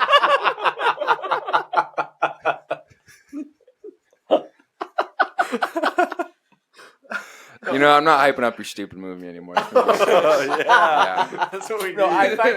I do think it's enjoyable that Mission Impossible doesn't pretend to be anything that it's not. Like, it is just a spy action movie. But at the same time, like, the next day after watching it, I'm not thinking about it. And that's where it loses. I've been thinking about it. That's where it loses stars for me. Is because I look at my other 4.5, 5-star movies, and I'm thinking about those. Yeah. And I'm not thinking about Mission Impossible the same way. Yeah. Like, I love it. Iconic theme music coming from Danny Elfman, who's also in Boingo Boingo. You've got awesome scenes like the vault scene, and he's hanging there, amazing. The sweat droplet, and it's the intensity, you feel it, and it's just. But there's like the lightness to it that has to be maintained for this kind of action movie that doesn't hold me later on. Like, I love it. Like, it rocks in a specific way that only it can. Yeah, I think it just doesn't carry water a long time for me. For this movie, Mission Impossible was originally a TV show, right? That they adapted for the screen. I didn't know that, really. Yeah. Huh. So it was a TV show. Yeah. I just like some action. There was like an original cast. In the first script, they wanted the original cast to be a part of the team. They got killed off. They get killed off. But none of them wanted to just go on to get killed off. 5 minutes. So they had to rewrite the script. They went into this movie without even a script. They had like these set pieces, stuff that they wanted to happen. And they're literally writing the script as they go along. So I think, that might be where a few of the issues with the script came up. And plus Brian De Palma, he's very particular. He was changing things, What's so interesting about that is from what I understand, Cruise was very heavily involved in those decisions being made, right? Yeah. So why is his character so different from this movie to the next movies if he maintains that control? Because like he's the main guy behind the movies now. Like he's the star, but he's also like the guy that gets it made and presumably like the executive producer that has the final call on everything. Right? My opinion, and maybe Jaron can speak to this better than I can, but Mission Impossible, the first one is the only one that's like purely a spy movie. The next 5 or 6 are like significantly different in their tone and become much more like based on action and set pieces and fall away from the spy. And so I think because of that, you get Tom Cruise, like you said, just doing more like, I'm going to do stunts and jumps and hard things, and less like intimate dialogue and charisma, because it's not as spy based where you're like trying to find out the facts. It's more just like, watch me do something crazy. Yeah. I just want to know what, sorry, I didn't answer your question. I just validated your thought. But was it Nicole Kidman? He got I think what happened when Mission Impossible 2 came out, we open with him rock climbing, and he's like doing the great, where he's like facing outwards and he's holding on, and it's like great shot of Cruise. The Oakleys on. Yeah, so that became like an iconic image from that movie, where it's like, you got to see what Tom Cruise did in this movie. And from the hype of that, I think a lot of people went to go see Mission Impossible 2. And then they just had to keep upping it from there. Sure. So I think that's what happened. Because the vault scene is awesome. Cruise, like, incredible core strength, like holding himself up right there. And they kind of still do something like that, pretty much, I think, in all of the Mission Impossible movies. Yeah. But that scene was so great. And it lasts for like a good, I think, 7-8 minutes, where they're long. Filmed in Utah. Really? The rock climbing scene? No, I'm talking about the vault scene, not the rock. Not. Sorry, I meant when I was trying to look it up. But like, there's so many different film aspects that are in that scene, like and it's the crazy. No music. The no music, like they're cross-cutting at the same time. Yeah, where that guy he's trying to get in there.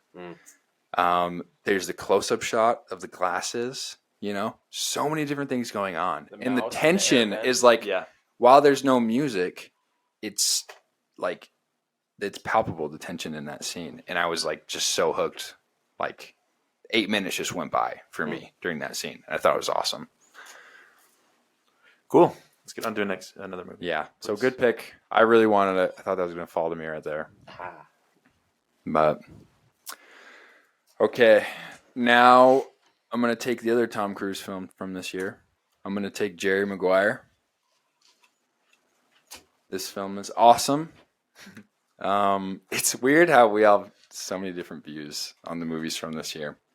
I don't know exactly your guys' thoughts on Jerry Maguire, but I think it's awesome. I've watched this growing up. Like, I think it's just really entertaining. Tom Cruise is a sports agent, you know, talking about football, talking about stuff that we care about, you know, and he's like super energetic. Tom Cruise, like down on his luck, which is something that we all really like in his movies, that he does really well, probably better than anybody. It's also a great love story. You know, there's iconic scenes. You had me at hello. Am I right? There's a lot of lines from this movie that we say commonplace that are from this Show movie me the that money. I had no idea. Yeah. Cuba Gooding Jr. won Best Supporting Actor this year. Have you seen his Oscar speech? No. Oh, where they cut him off? Yeah, quick? that's so funny. Oh, really? Yeah. It's bad. They cut him off after like 30 seconds, and he just they cut the mic, and he's just screaming, like, thank you to this person. And like by that point, everybody in the stands is like up and cheering for him, just like giving him all this energy. It's like one of the most energetic Oscar acceptance speeches ever. Awesome. It's great. You should watch it. I didn't realize he won Best Supporting Actor. So I must have been referring to whoever won Best Actor, because I think his is justified. Yeah. No, I agree. I still think Ed Norton's performance is slightly better. But, oh, much better. Yeah. I mean, like it's a totally different performance. It's Ed's is way really better. Different, but no, just really memorable movie.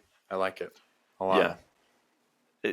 See, when you talk to me about how Mission Impossible is Tom's most charismatic Ethan Hunt, I think I was just comparing it to what he could do in terms of charisma, which in Jerry Maguire, that's the most human I've ever seen Tom Cruise, you know? Yeah. Like, and least annoying, because sometimes when he's human, like in The Color of Money, you're like, he's not some superhuman spy or jet pilot, but he's also super annoying. Yeah. In this, I loved him. I cared about him. I could relate to some of the things he was going through, you know? Mm-hmm. I've been a sports agent down on my luck, fired by my firm. So I get that. But no, I think there's a lot of beats that make this work. And the way that it's kind of like a rom-com, but it's also a sports movie, I think it's got a lot going for it. Yeah, I think I would have liked it a lot more if it chose to just be a sports agent movie. Yeah. I had a hard time with the romance part of it, and I think that's what lowered my rating. But to watch Tom Cruise simply be a sports agent and like have all of that charisma and, you know, go through the process of him getting rid of or picking up clients, I think would have been a really cool concept. But when he started to bring in the love interest, things got a little bit odd for me, and I think that's what lowered my rating. Yeah. But I think for the Tom Cruise canon, it's essential. Absolutely. Because it's one of his only relatable roles. Yeah. And shapes a lot of like who he is as an actor, I think. And I think for that alone, it's like a noteworthy like movie that everyone should watch. Sure. Yeah. He was nominated for Best Actor this year. Sorry I cut you off. No, you're good. But he could have won. Who won this year? I don't even know. Let's look. Best Supporting Actor. Best Actor. Best Actor is Geoffrey Rush, and Shine. Yeah, I don't even know what that is. Yeah. So Tom Cruise should have won this year. It's crazy he doesn't have an Oscar. Shine is like an Australian movie. I couldn't even find it streaming. Really? Yeah. Can't get it in the US. US. That's whack. What were you going to say, Banta? I was just going to actually say I don't have a lot of comments on this movie. When I watched it, I remember there's a lot going on. Yeah. And it's just like you're trying to follow everything. And I definitely thought the most enjoyable part of the story was the sports agent aspect with Cuba Gooding Jr. and like him trying to make it back. And he like finally has that season. He finally has that catch. And he's like laying there on the field. Like those were the parts that I enjoyed the most. Yeah. As compared to like all the other stuff going on. But like. In hindsight, it is such a cool, unique story to follow a sport agent that it is kind of disappointing that they didn't lean into that more, or commit to it fully, you know? Well, it's just it's so unexplored. Like, is there a good sports agent movie? That's what I'm saying. You know, it's an untapped market that could have been hit in 1996, and they just didn't lean into it. Let's get a movie about Rich Paul and Clutch Sports Group. Heck yeah. Those are my enemies, bro. See what he's up to in his life. Rich Paul tried to sign me once for Vine, and let's just say that's a story I don't want to get to today. Jeez. We won't ask. No, don't ask. I'm not telling. Don't tell us. Okay. Seriously, Case. Don't tell us. I won't. Okay, all right. Okay. My pick, I really wasn't planning on not getting Mission Impossible. I thought this would fall right into my lap. I'd get Mission Impossible, Jerry Maguire, have the 2 great Tom Cruise performances from this year. That'd been a great 3. Would have been. Well, not so, because I'm going to take Matilda. Wow. Okay. Would you guys have picked this? I get nervous. This would have been a very low bottom of the barrel pick for me, but it is a movie I watched. It was just always on repeat when I was a kid. I watched this incessantly as a child. And I didn't even realize till like today, thinking about it, I wanted to rewatch it before I could do this pod, right? And I was trying to make time for it while I was working. I was going to do it while I was driving. But I was like, I know every single scene from this movie. I can like feel it in my bones. When I'm thinking of scenes, they're just so deeply embedded into my psyche. It's great. No. And I'm like, I must have just loved this as a child. And I was talking to my family about it before I came over here. I was like, what do you guys think about Matilda? And my sister was like, I loved Matilda. That's a great movie. Yeah. You know? And I think I don't know. I just feel like did you watch this, Kasen? Yeah, a ton. Yeah. Like, this movie stands out to me a ton as being significant in my childhood. Yeah. And I feel like if you were to watch it today, it would age okay. Like, it doesn't seem like one of those movies that's super bad. No, I don't think so. When you watch it in your adult years. And Roger Ebert liked it. I watched his review on this movie. I think this is also a really good pick. One, because it's sentimental to you, but also because it's a huge crowd pleaser. Like, everyone that's our age or older has seen Matilda. And Thank you. Yeah, it's incredibly endearing. It's funny. Like, you got Miss Trunchbull? Trunchbull. Like, that's just a hilarious character. You got Danny DeVito. That's a hilarious character and actor who does it so well. Like, all the scenes in his car shop is he's, like, explaining how to rip all these people off. And, like, the pranks, like, it's just such a really endearing film. I'll stick with that word. Yeah. And him, like, gluing on his glue on the toupee thing, So many things I remember about this movie.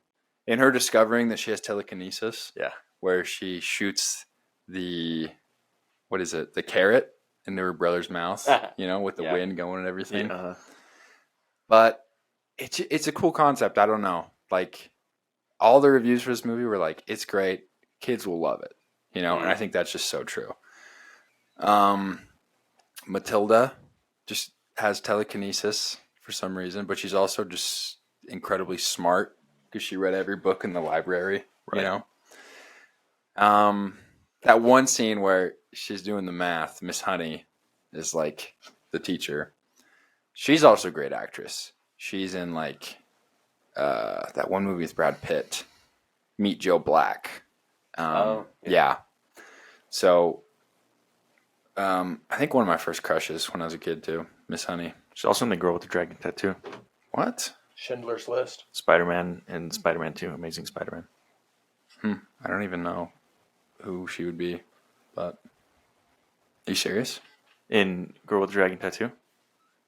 What's her name? What's this actress's name? So her name is Embeth Daviditz.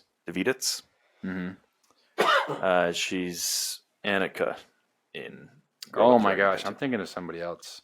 Okay. I have it wrong. She's a different actress. Okay, just ignore what I said. But no, just a scene where she does the math like super quick in her head. Yeah. And there's that realization, and Miss Honey like protects her the whole time, and the chocolate cake scene too, iconic. So many great things. Oh, dude.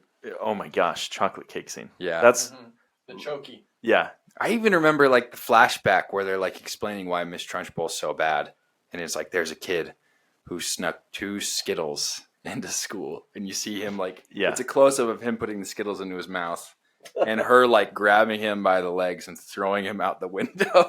Dude, this movie is so weird because there are so few movies that I have this relationship with, and I never acknowledge it, but like the thoughts and feelings I have for this movie are like tangible. I feel like I can feel them. It's in me bones, babe. Yeah, it's in me bones. Yeah. No, there's weird movies like that. from your childhood. Great stuff, though. That's actually a great pick. Thank you. I agree. It's a good sneaky pick. I wasn't expecting that. You teased about taking Matilda, but you justified it well. Thank you, guys. Okay. Better than Mission Impossible. It might, buddy. What's its Letterboxd average? We're sitting at a 3.7. That's not bad. And look at this. I mean, like nothing under a 1.5. Yeah. Isn't that crazy? Yeah. That's great. Yeah. All right, it's back to me, right? Yes, sir. Okay, for my third pick, I will take. Do you guys want to guess? Oh, I don't know why I would ask, but let me guess. Crash. Or Summers too. Why do you say it like that, buddy? I'm mad at you, but I don't want to be. Why are you mad because I made the joke when you said the blacks referring to the colors in the movie? No. Why are you now mad? I am because you bring it back up. I forgot about that. Are you mad because of Mission Impossible? Actually, not anymore. I think I'm glad I got Matilda. Okay. But I think I could have got that on the turn. I was planning on that. If there's anyone in my life that I want to be diplomatic with, it's you. Okay. Wow. Hey, thank you. I don't enjoy when I'm at odds with you. I don't enjoy it in either. any way, dude, because the one thing about you, Jaren, is that you're my dog. You know what I mean?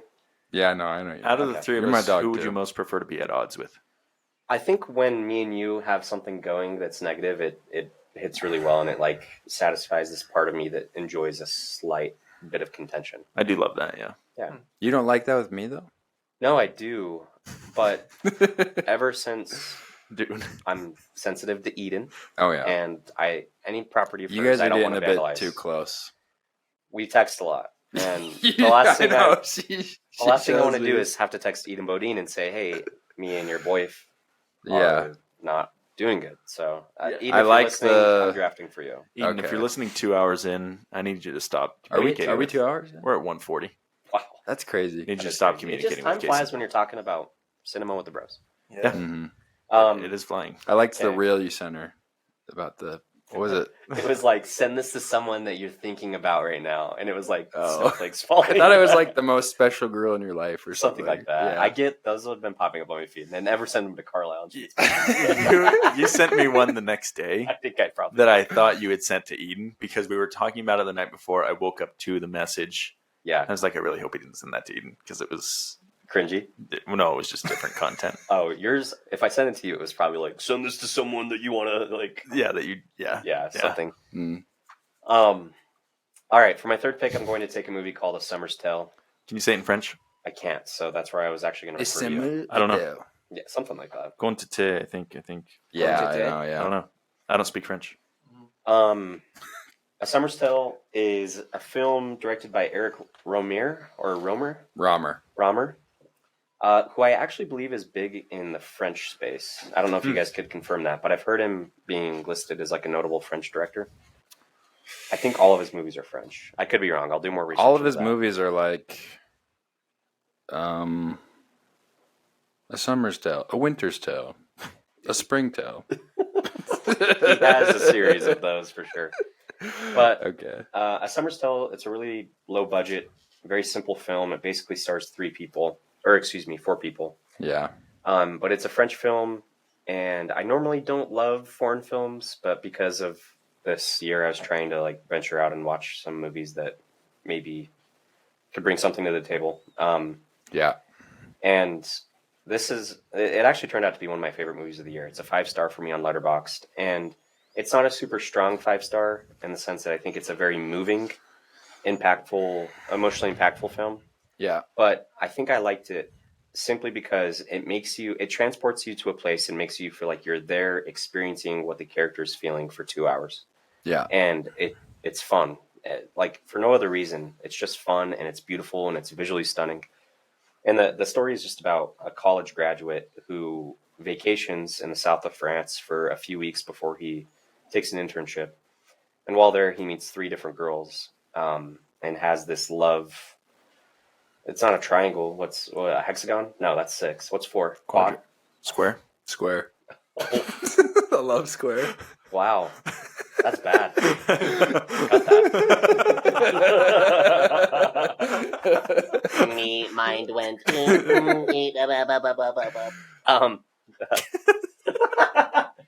So he has this love square where it's him and these 3 women.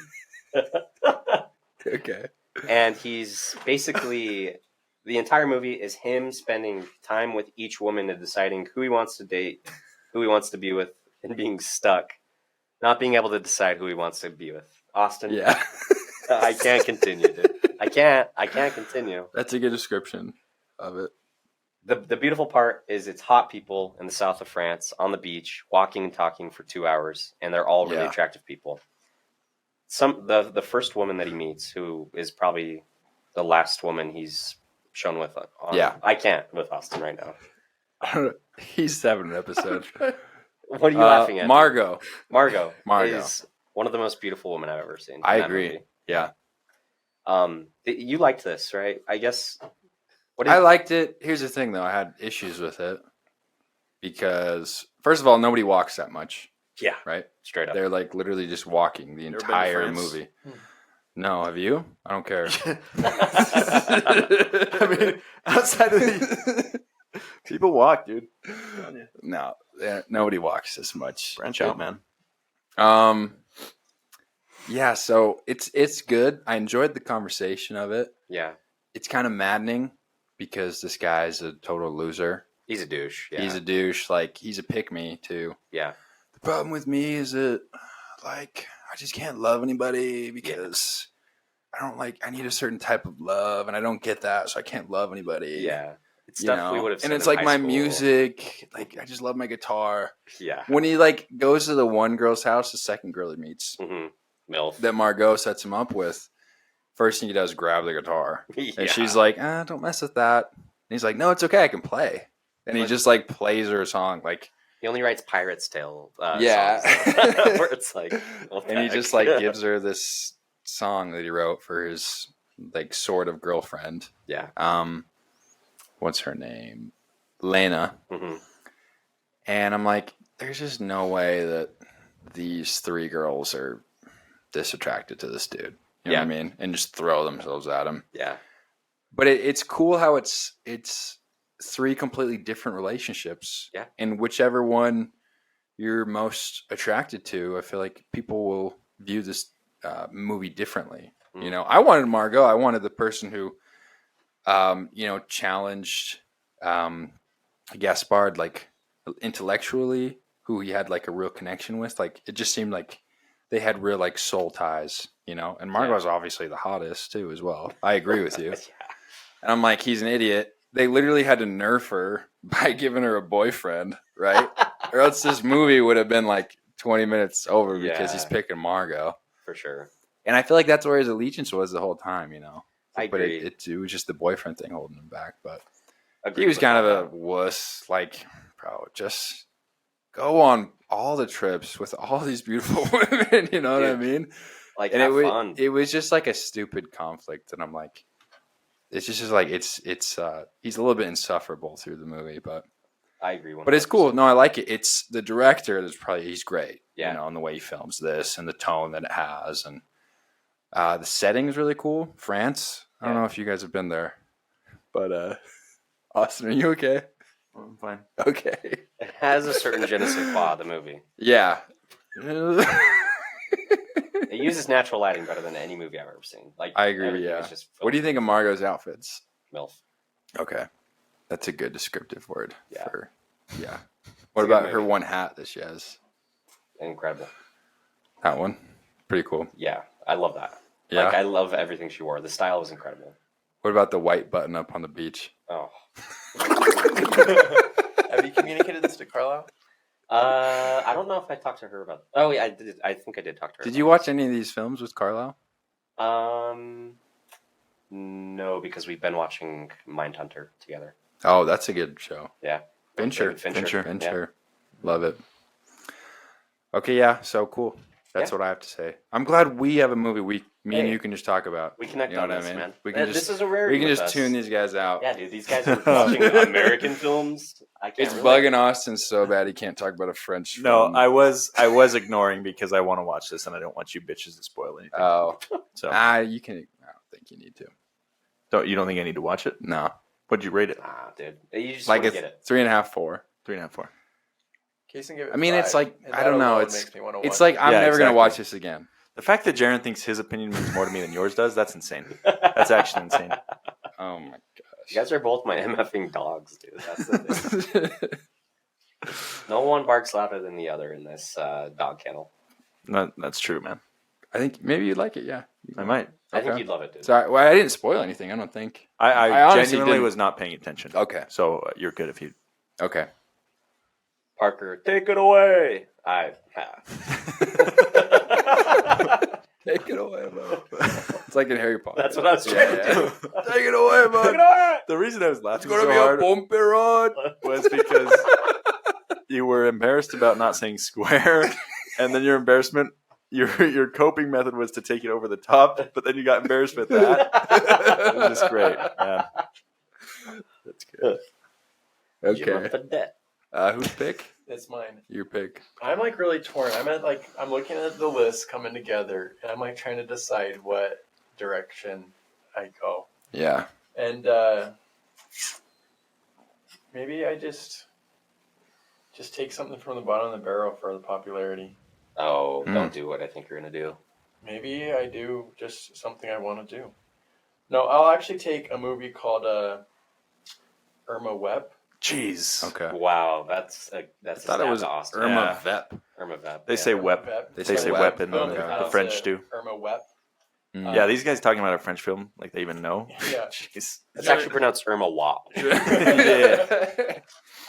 I found this movie particularly interesting.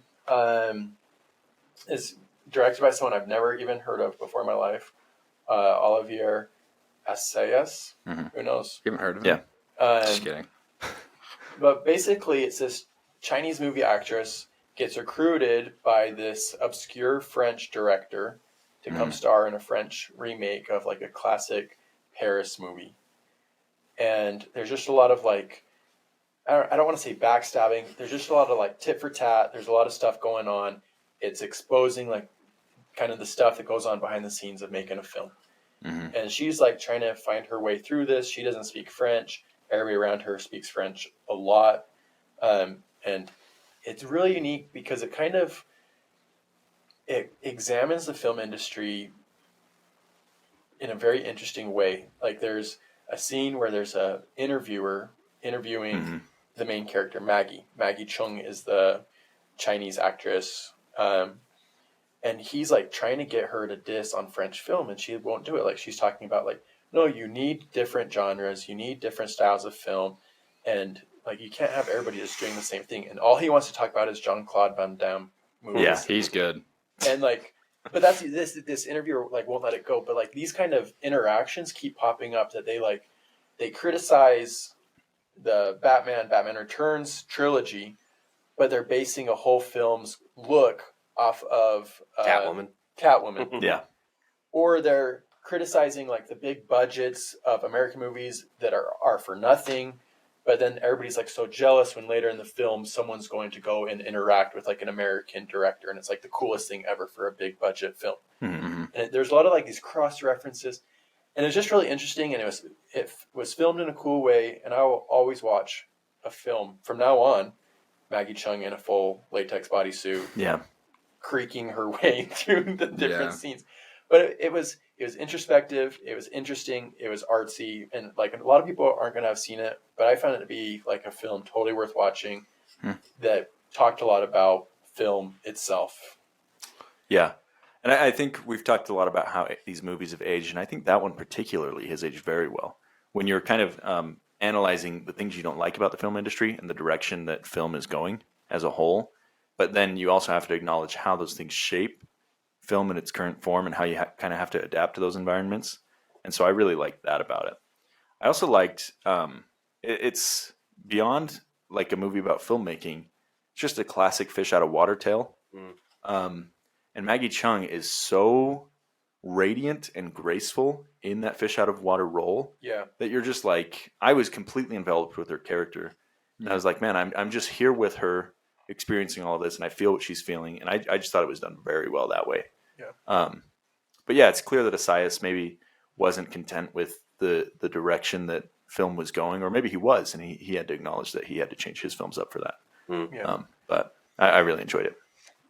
Whenever you talk, I think we spoke after Fall Guy that there's very few movies that are good about the making of movies, right? Yes.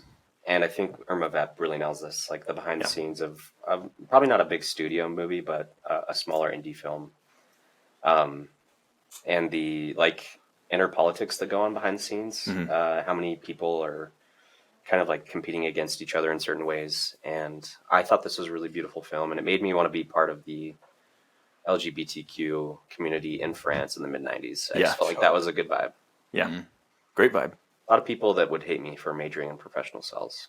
A lot of these movies made me realize I picked the wrong major.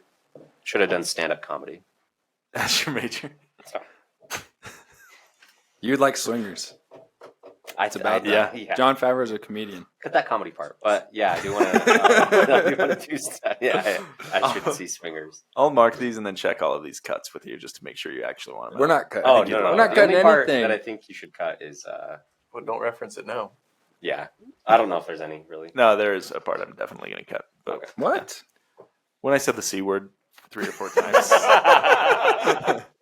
Let's release the cut version, and then we'll release the unrated version. Yeah, to our Patreon subscribers. Yeah, to our Patreon subscribers. Okay. Yeah, So good film, worth a watch. It definitely falls like the indie artistic spot, but it was really interesting and a fun watch. It was really refreshing too. Like I don't know how to say this, but like I don't know how to say it. It was more beautiful and personable than a lot of these movies were for me. Agreed. Yeah. Like just visually, it was refreshing. It was like a palate cleanser from watching these other 1996 movies. To see that, I don't know. Do you think I would like it? Maybe. Okay. I don't think you really like French cinema, so probably not. I liked. Jean-Claude Van Damme's literally like that's true. top 5 favorite actors. I don't know. You might not get it. On another note, Maggie Cheung, I loved her so much. He's in this. Bulgarian. I went to. He's not Bulgarian. He is. He's Belgian, isn't he? Oh, he's Belgian. Vulcan. We'll get to that. Okay, yeah. Yeah, we will. That's my next pick. Man, I wanted Irma Webb so bad. I watched In the Mood for Love right after this because that's been on my watch list for forever, and Maggie Cheung is in it, and she's amazing in that. You guys should all watch that. It's beautiful. She really is a great leading lady. Oh, dude. Web. Like, there's something about her, dude. She holds herself with so much grace through so many complicated situations that I was just like, this lady should be given like press interaction lessons, like media training for people. Very classic. That's exactly how I felt. Like, just great. I wish she was in. I guess she is in a lot of stuff. I just need to visit it, but she's great. Yeah, I want to watch the movie that she stars in Irma Webb. Yeah, the kung fu one. Well, because that's what's great is she plays herself. Yeah. Like, there's a lot of meta stuff. That's so this is an actual movie that comes out of this movie? No, but they reference real movies that have been it's placed in our world. Yes. It's like she's playing herself in our real world. Oh, okay, I understand. Yeah. It's great. Okay, now I'm really at a loss for what I'm going to do, which makes me hate you, Banta.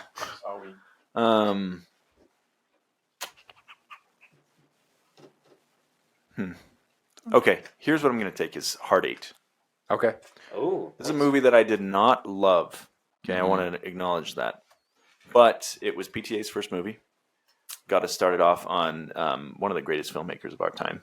Yeah. You know, and John C. Reilly. I know you don't like his character in this, but I think he's very good. I didn't say that. You said he's annoying. Yeah. Yeah. But the bones I love of annoying people. The bones of this movie are very good. Like that opening sequence when John C. Reilly is across from I can't remember the actor's name right now. When they're talking in the diner, Philip Baker Hall. Yeah.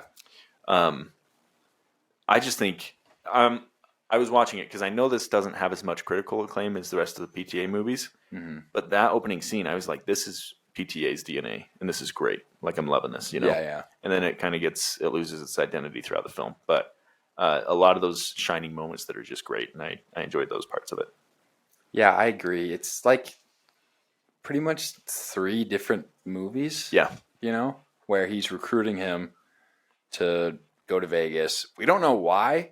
I'm thinking he's going to like train him to do like blackjack. Yeah. To like count cards and stuff. I'm thinking I'm watching like the origins of like 21. Yeah. That movie. But then, you know, you get that big jump where it's like 2 years later or something. Yeah. And you're introduced to like Samuel Jackson and Gwyneth Paltrow's characters. And then there's kind of that twist. Yeah. Where it's like, this is all going to take place in one room for like the next 30 minutes, you know? And, it just doesn't feel very much like PTA, like you said. It kind of loses its identity. Because up until Clementine comes into the picture, I feel like. Up until Clementine comes in, I'm like, this is 5-star PTA material. Yeah. And then it's just a total shift from there. And then, like you said, it just becomes different genres that I don't know if they really had it dialed in there. But no, I agree. Yeah. How was it as a Gwyneth Paltrow performance? It's a weird character for her. She's an escort.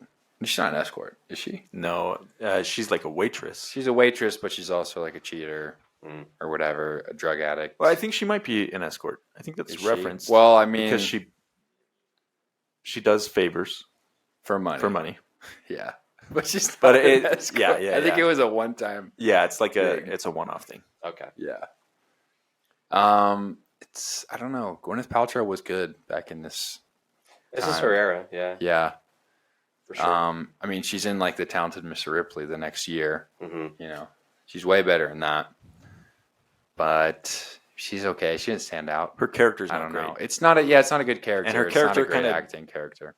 Because there's a dynamic that's set up between the 2 male leads that she kind of derails. So you kind of attribute that to her character, and you're less interested in her story because she's taking away. She's so maddening. It's crazy how maddening she is. But yeah, John C. Reilly, he's really just whiny a lot of the movie. Yeah. But he's good. It's just like hard to like. It's like imagine hearing John C. Reilly's voice like whine at you for like an hour and a half, you know, which is just kind of tough. But I feel like he's better in, you know, where he gets to improvise. Talladega Nights, Step Brothers. Yeah. But still, it's good. It's Paul Thomas Anderson, one of my favorites. Yeah. Directors. So you can see his roots in the film. Yes, absolutely. Yeah. Okay. 4th pick, I'm going to go ahead and take. This is kind of.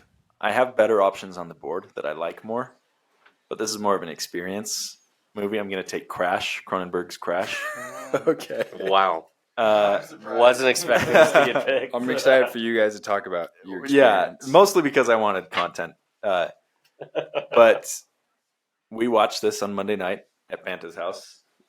You can't find it streaming anywhere. So I got on Reddit, said, where can I find this? Was provided with a link, followed the link. And movie's really bad.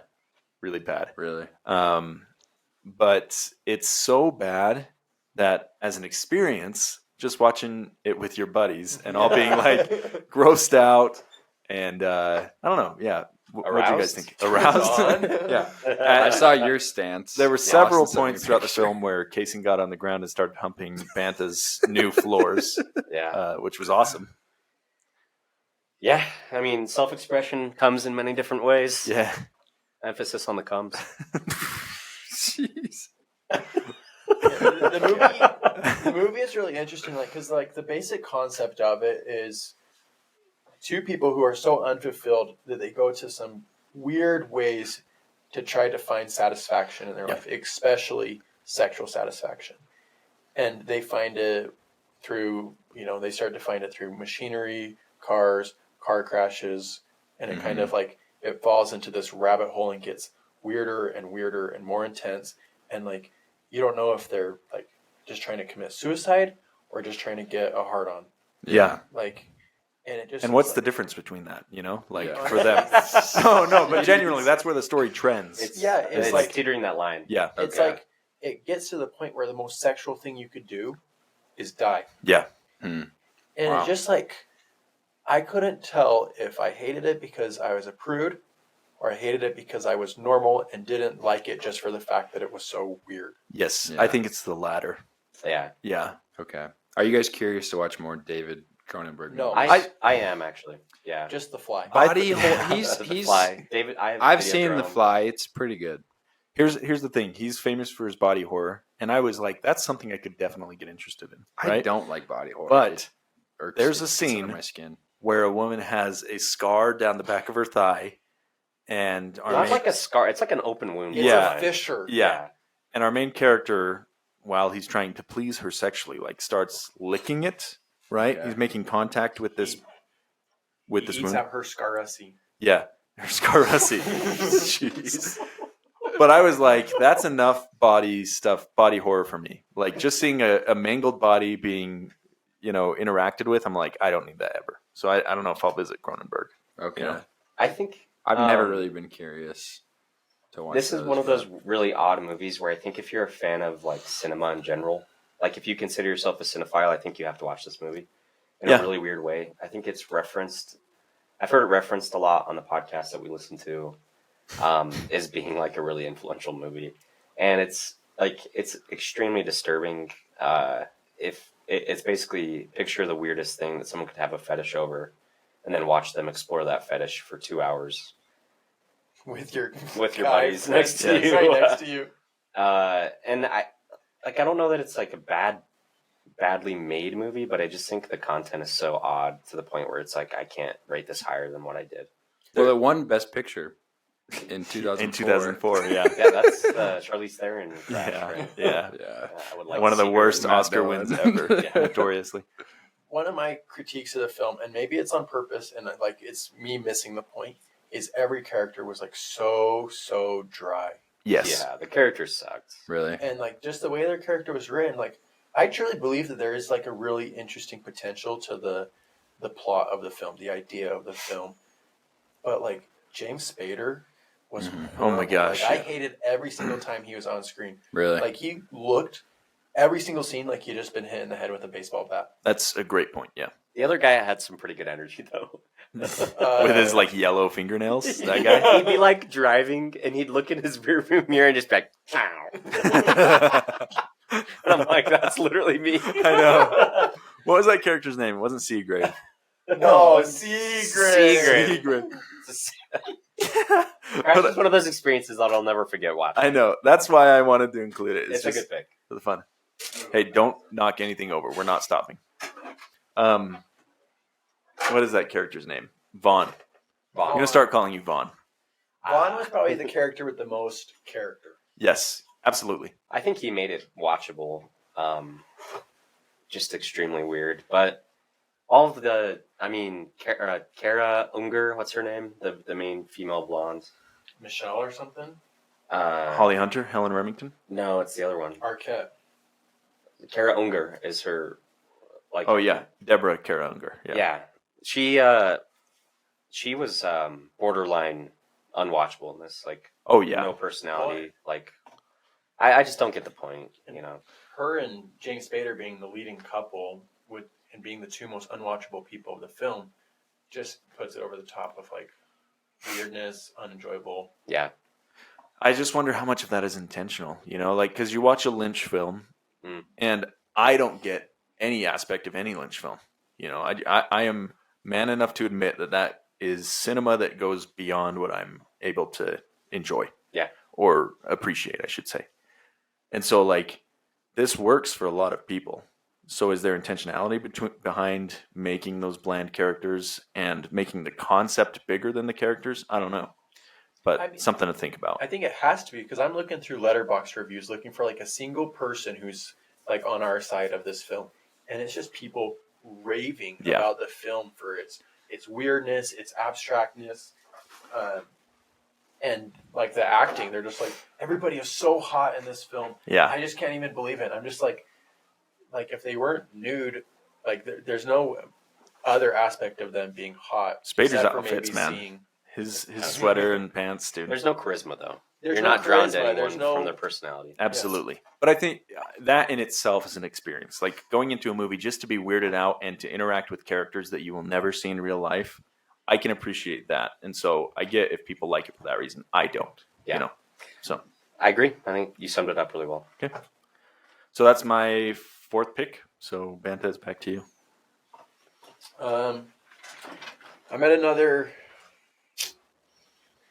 pathway that I got to decide what I want to do. And I think I'm going to go with a film I didn't like as much, but it hit some of the right notes for it being a campy movie. Okay.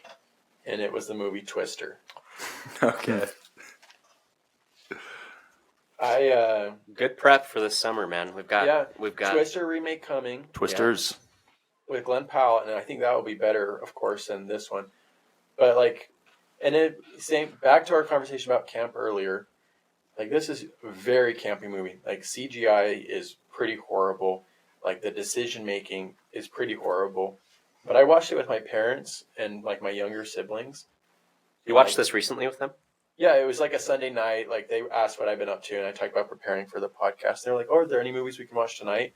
And it was like Irma Webb, Crash, and like I can't even think of another one A Breaking of the Waves. Oh yeah. And I was like, I'm not watching any of those movies with them. So I was like, Twister it is. And I watched it and like we were laughing, and there's just like a funniness to it that like connects with how campy it was. Yeah. Like there's a scene that there's like a cow that gets whipped up by a tornado across their pathway, and like 3 people are just like, it's a cow, it's a cow, a cow. And like it's just hilarious. I don't know. It hit some of those right campy tones, and it was fun to watch, even though it was so stupid. Right. I haven't seen Twisters. I haven't seen Twister, so I can't comment to it. This is my dad's all-time favorite movie, and all so all time? time. He talks about Twister all the time. Yeah. Once they like announced the new Twister film, he like sent me a screenshot of an article or whatever that it's coming Check out. this out. It's definitely a cult classic. Like people love it. Yeah. No, I've seen it like a few times, but it's been a while. It used to be like always on. My dad put it on like cable, you know. So I've seen bits and pieces here and there. But yeah, Philip Seymour Hoffman, he's in it. Yeah. And he's great. PSH, isn't it? Yeah. And he plays a goofy character. Oh. Mm-hmm.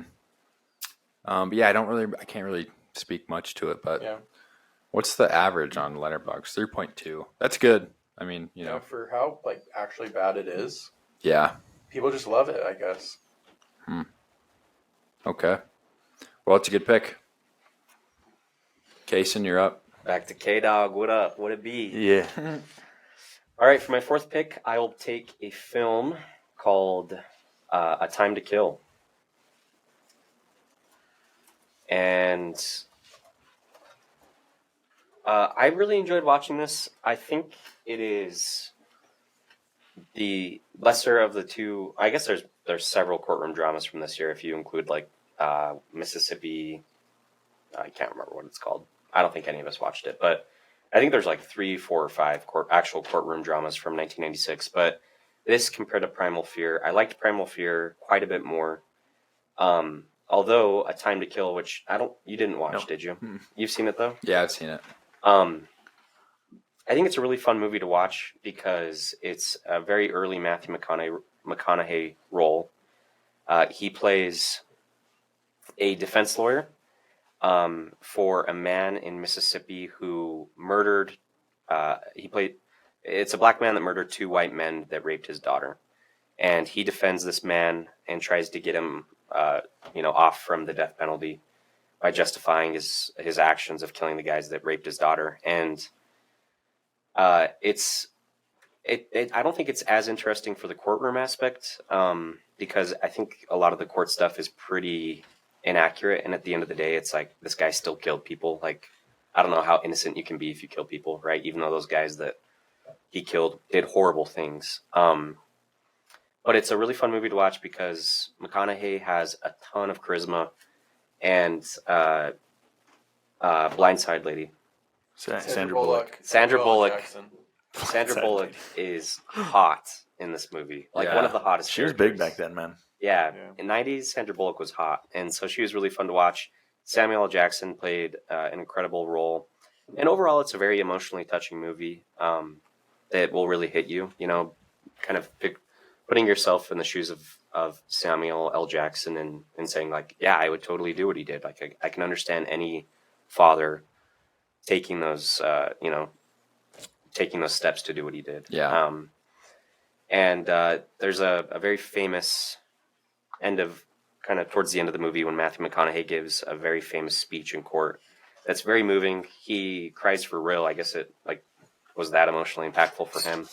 And I think that alone makes it worth watching. But if you're a Matthew McConaughey fan, I think it's a really good movie. Although I think it's pretty weak in terms of the law. Time to Kill is great. What do you guys think of it? I thought it was entertaining, but by the end of the movie, it felt like a really long movie, and it was just way over the top and cheesy for me. Like with the courtroom scenes, the clashes with the KKK. Like it's based on a book by John Grisham titled "A Time to Kill." And like the way I was watching the movie, I was like, I can totally see how this is a really good book. But just like the scene switching to like a random abandoned misty warehouse in the forest that like someone's tied up, and then it like switches back to like this old Southern courtroom that's like I was just watching, I'm like, I can see why this is a book. Yeah. But it's not working as a movie for me because it's just so cheesy. Like the KKK and then the supporters of Samuel L. Jackson's character, the clash on Main Street. Yeah. It's like so over the top. Like they're Molotov cocktailing people. They're like it's just, yeah. It just started to get cheesy. And if it was a shorter movie, I think I would have enjoyed it because there were some great courtroom scenes, and that's what kept the movie good for me was the courtroom scene. But like everything outside of the courtroom was so cheesy, and it got to the point where it's like unbearable for me. Yeah. But it still ended up being a good movie because I really did enjoy the courtroom stuff. Yeah. When I watched this like a year ago, but I got the same vibe where it is pretty cheesy, but I still had a great time. Yeah. I think I teared up at the end during McConaughey's monologue. It is impactful, and it talks about a really important subject. But it's also like a type of movie that wouldn't be made today, right? Where McConaughey really enough nuance to the subject in the movie to it wouldn't be about McConaughey. Wouldn't be his movie, Yeah, you could even go as far as to say that like they wouldn't have a white guy defending a black man in that instance. Like it just it appears almost white savior-ish, right? Like go and save this guy's life who's on death row. Yeah. Being the white hotshot lawyer. And I just don't think that would be made today. Yeah. And I mean I did enjoy the NAACP coming in and they're trying to build a greater movement in the community, so they want to take over the defense. And I liked the personal relationship that Samuel L. Jackson's character did have to Matthew McConaughey's character, because Matthew McConaughey's character had successfully defended Samuel L. Jackson's character's brother pro bono for free. Yeah. And then he's like, I know I can trust this guy. And so there was I totally get what you're saying about the white savior elements. And I think they would have definitely had to go about that in a different or better way if the movie were made today and the same character spots were being filled. Yeah.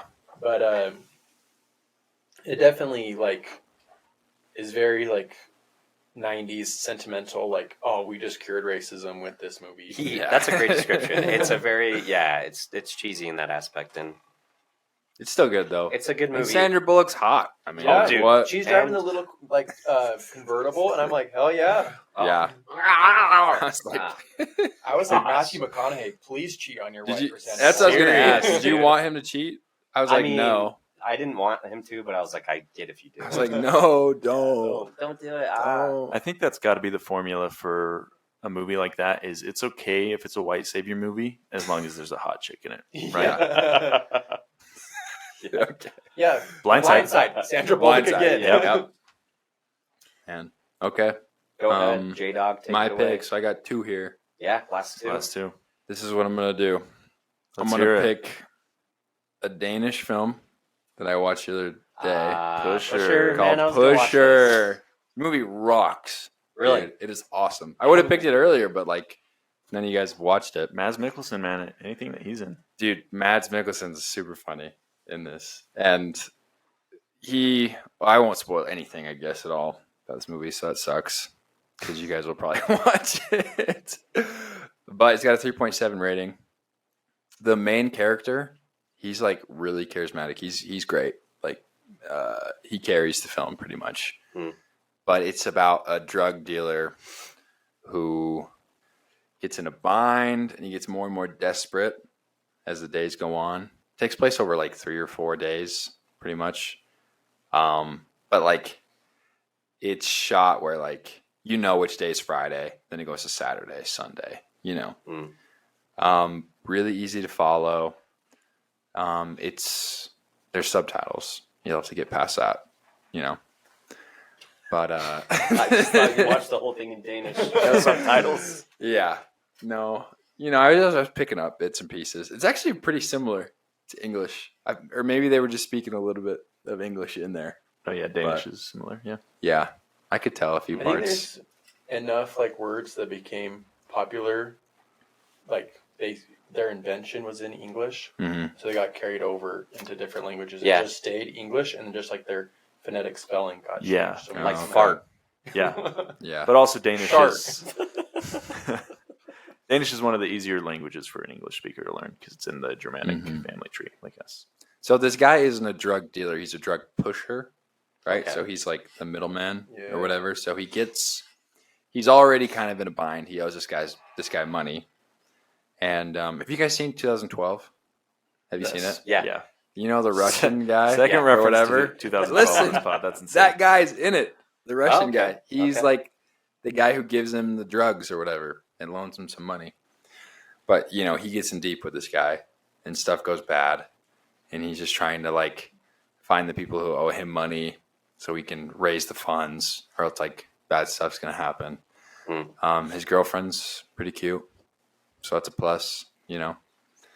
She is a stripper. She's a stripper. Her name's Vic. But movie's good. Movie's real good. But it's just about, like, desperation. It kind of gives me a little bit, like, Train Spotting. Yeah. It's shot in a guerrilla type style where it's really shaky, a lot of handheld, like very chaotic, the film, but really cool. And Mads Mikkelsen, like really early. Mads Mikkelsen, you wouldn't even like, he's completely different in this. He's like a drug addict, like kind of a goofy friend or whatever. I don't know, but like a bit more serious than that. But Yeah. I want to watch this. he has like a tattoo on the back of his head. And it's... Do you know who else had a tattoo on the back of their head? Who? Jem's Jem's best friend. Yeah. Jem's best Ben friend. Affleck. Yeah. He tries to cover it. Mm-hmm. No, So it's actually Jem him. has it. Yeah. He's got the leprechaun on the back Yeah, of his that's right. neck. I love You once had a tattoo on the back of your head, didn't you? Yeah, it was a spider. Sick. Look at the Instagram. Okay, so that's my pick. Dang. Then to end it. This is my last pick, right? It's my number 5. Yeah. Okay. There's probably other films I like a bit more, but the one that I want on my side, I want Escape from LA. So that's what I'm going to pick. Wow. Taking that right from Austin's hands. Yep. I know he wanted it. So this is Kurt Russell. It's a sequel to Escape from New York, which is also a good film. I feel like this honestly might be a bit better. Really? Yeah. Then Escape from New York? Than Escape from New York. Have you seen Escape I from haven't New seen York? Escape from New York, but Okay. on the forums they were saying it's significantly worse. Well, they're wrong. Yeah? You see, that's the forums. You can't always trust them. Sure. You know, What's the eye patch You about? got to go to the source. What's the what? Dude, What's that's the eye just patch? that's just Dystopia. Snake, bro. Dude, I wore an Snake eye patch for a Plissken. night Snake one time. Plissken. Okay. That's his name. Okay. All right. Snake, the famous Nintendo character, based on this guy. It's this guy. No shite. Yeah. For Metal Gear Solid. Yeah. Legit, yeah. You think it's coincidence? His name's Snake. He's got an eye patch. That's fact. That I just swear. blew my mind. Yeah. I saw that guy in Super Smash Bros. Yeah. Mm-hmm. I was based off Ganondorf.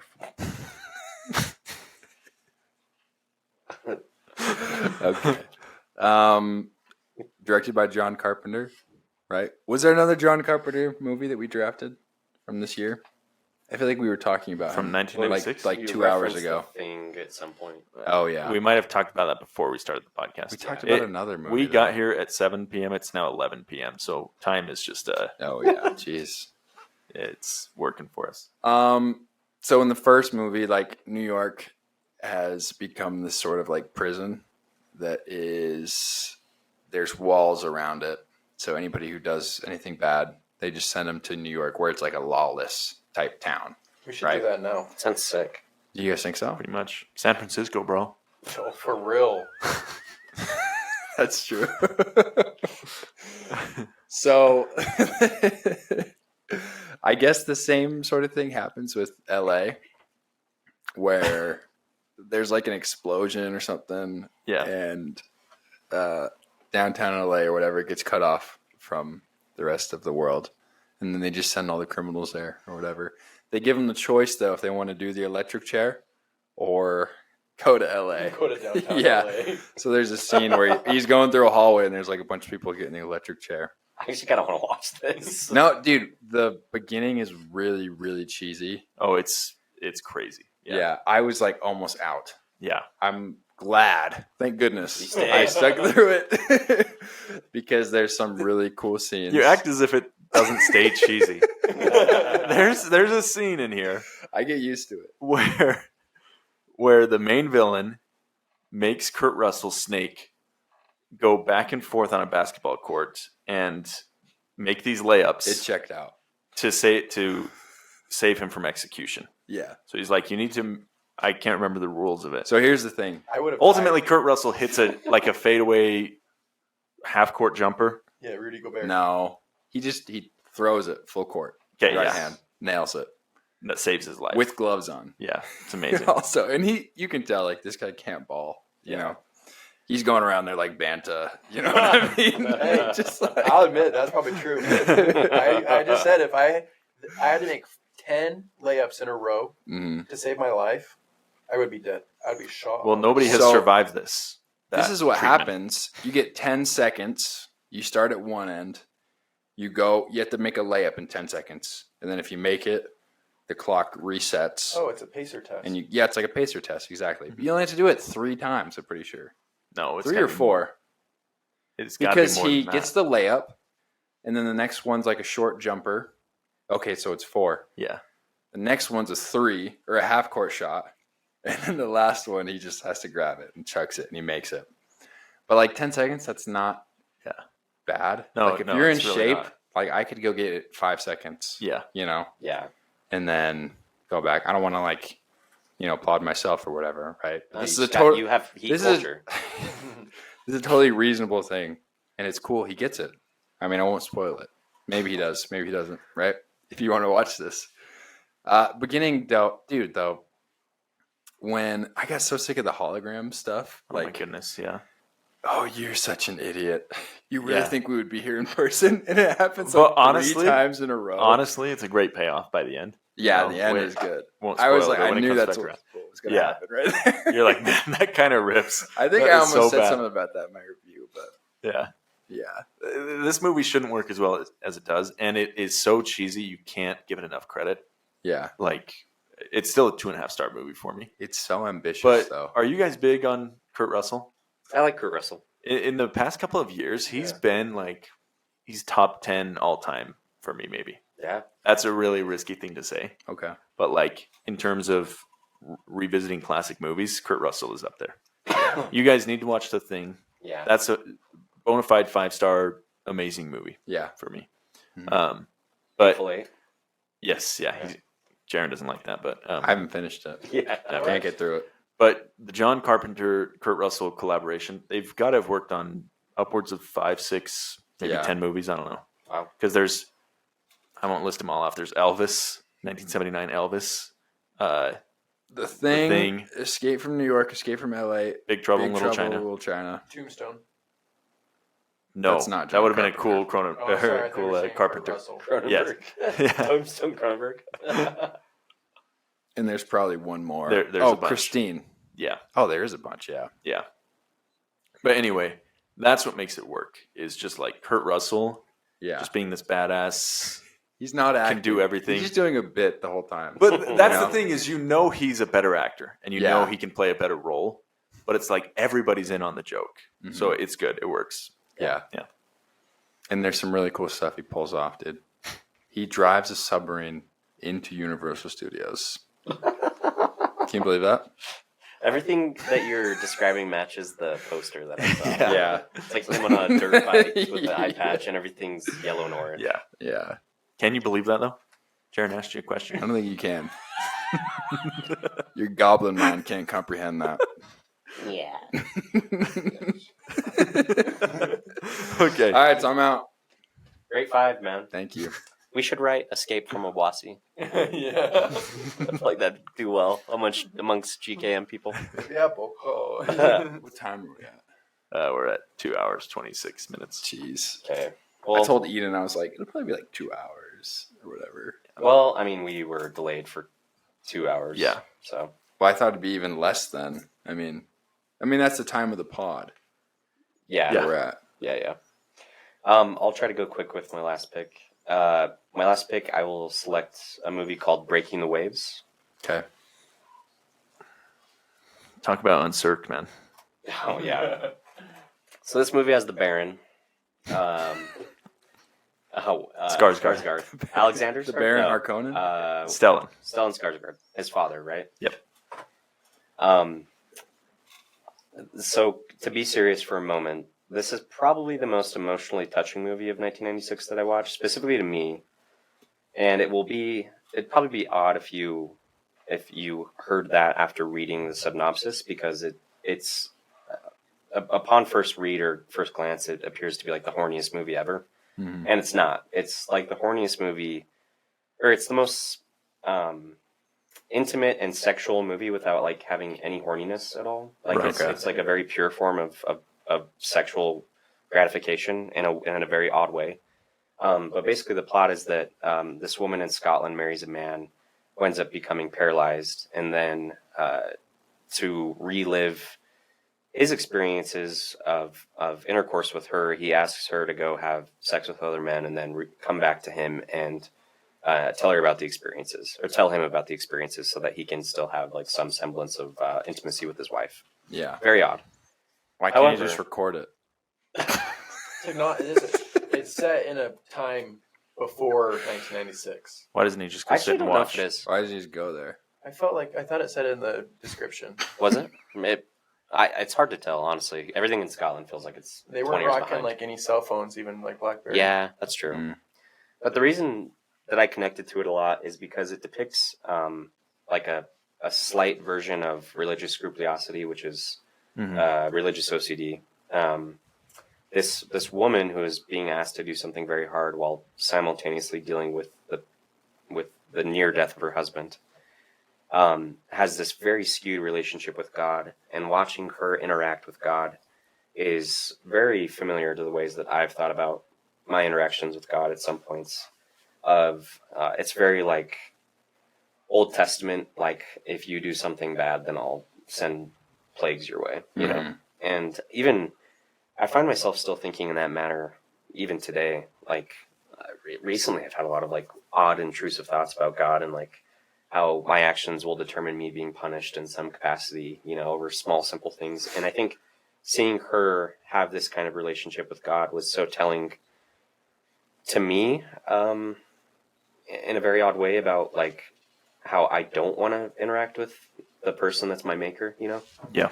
And it was a good reminder. Overall, the story is really, I mean, you watched it, Banta. I thought it was very sweet and very emotional, while being about a very odd subject that, you know, it wasn't like it was like, oh, this is hot. You know, there was zero part of that. It was just sweet. Go ahead. Did it make you want to let Carlisle go have sexual experiences with other men and tell you about it? If those men are Paul Mescal, then maybe. Guilty as charged. Yes. The movie, like, by the end, I actually cried at the end of the movie. It's a sad movie. Like, it, like, really broke my heart. Like, the way it examined this girl's life. And, like, she had such a unique character. And, like, the movie is heavy enough that I don't want to even, like, tease it. Like, oh, yeah, she's just, like, hardcore autistic. But, like, yeah, she is, though. Very lightly. Like, that's almost how she's presented. But, like, her relationship with God, her relationship with her husband, her relationship with her family, and, like, her history in this, like, very tight-knit, very conservative Scottish, like, fishing religious community, like, starts to get fleshed out. And it's just so interesting. And it's also heartbreaking because, like, her mind only can think that, like, she can do two things to make the situation around her better. And it's, like, maybe making things worse.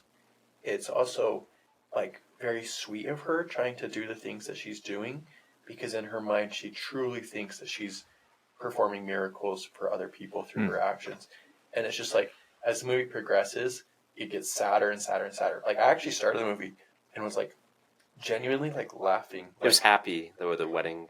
Like, there were some like fourth wall breaks that, like, she makes eye contact with the camera, and it, like, made me chuckle. The movie is broken up into chapters, and, like, each chapter starts with, like, I don't even know, like a pop song. Like a Beatles song that, like, plays for way too long as, like, a river runs through the Scottish countryside and, like, gives you the title of the chapter. And so it's really interesting, but, like, by the end, like, the emotional bit of it is so built up that, like, it seriously made me cry. If there was a movie from this year that you guys hadn't seen that I'd recommend you watch, it's probably this one. I actually think this is a legitimately, like, really good movie. It's been on the watch list for a bit. I need to get to it. I watched the first 5 minutes and I turned it off. Did you actually? Yeah. You have to get into it further than that, because it, like, you just see, all you see in the first 5 minutes, I feel like, is, like, her being autistic. She's just talking to the guy at the church or whatever. Yeah. Or, I mean, that's just the part that I saw. It's a good movie. It's worth a full watch. Okay. Will do. I will return and report. Just as Skarsgård did. Or the gal. Yeah. What's the gal's name? On the sexual experiences. Sorry, that's what I was referencing. No, I got you. She's going to be in the new Dune spinoff TV show. Serious? Yeah. Dang. So, pretty cool. Wow, full circle. Mm-hmm. It's going to be a Bene Gesserit. Bene Gesserit witch. Okay, with my, unless you have more to say. No. My last pick, I'm, like, really torn here. Because there's, like, movies that are critically better to me, but I almost want to go with a recognizable nostalgia pick. Sure. And there's two ways I think this could go. Or three.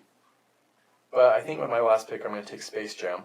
Love it. This is a movie that, like, similar to the Matilda that I grew up on.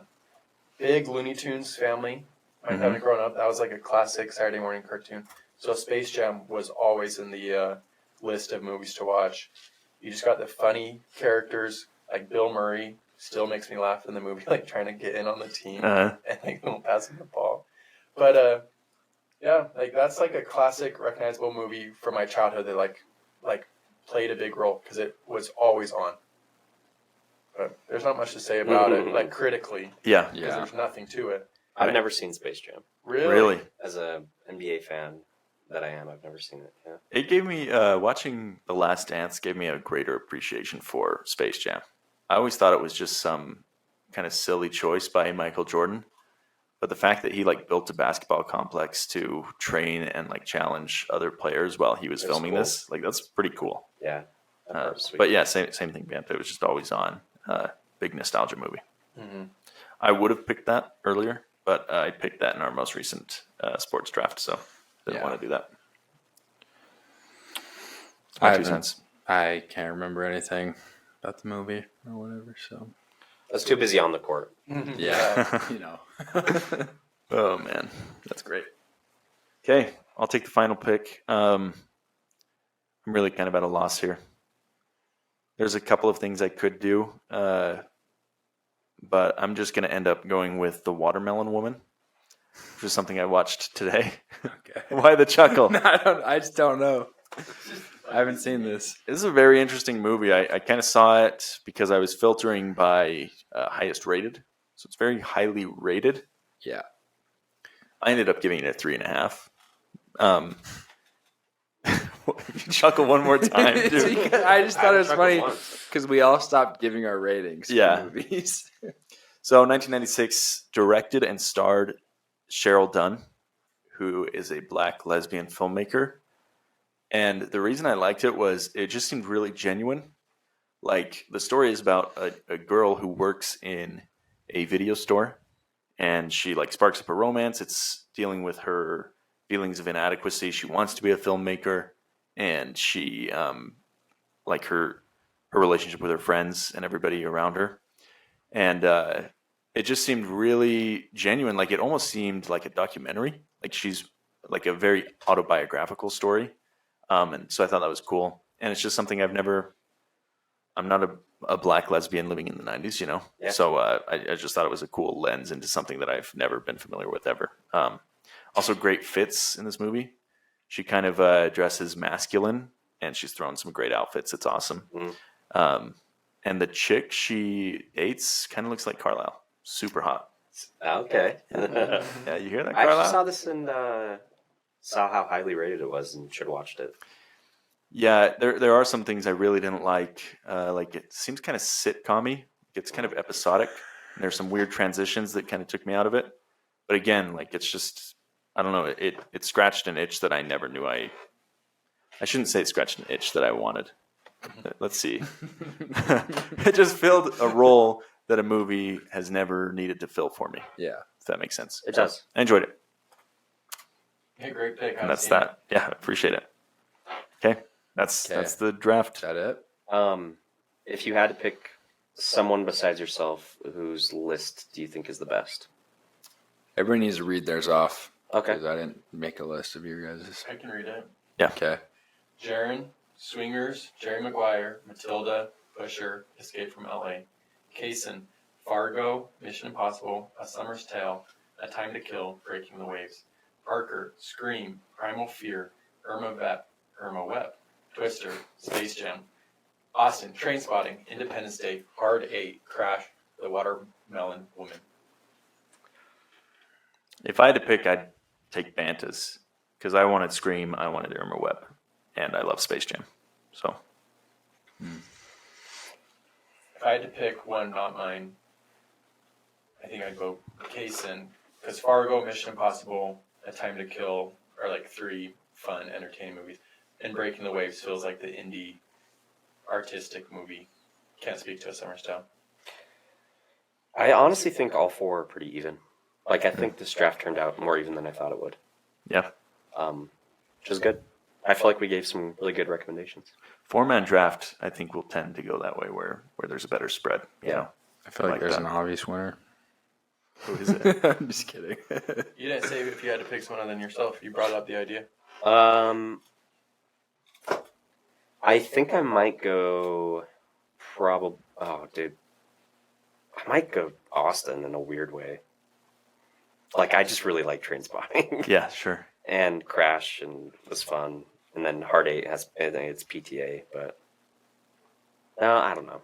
It's hard. Since nobody picked mine, I don't want any of your guys'. I feel like I'd also go for yours. Just Swingers. I could go for Matilda's so nostalgic. Austin just Jerry has Maguire. The most movies I haven't seen. Right. That's how Kasen is for me.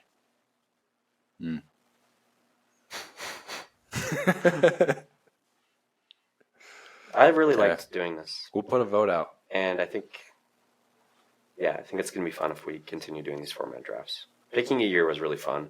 We just have to pick a better year. That's on me. Oh, yeah. This was a good year. It was a good year, but it was kind of hard to get through. A lot of prep. Yeah. There's some good movies. I was surprised.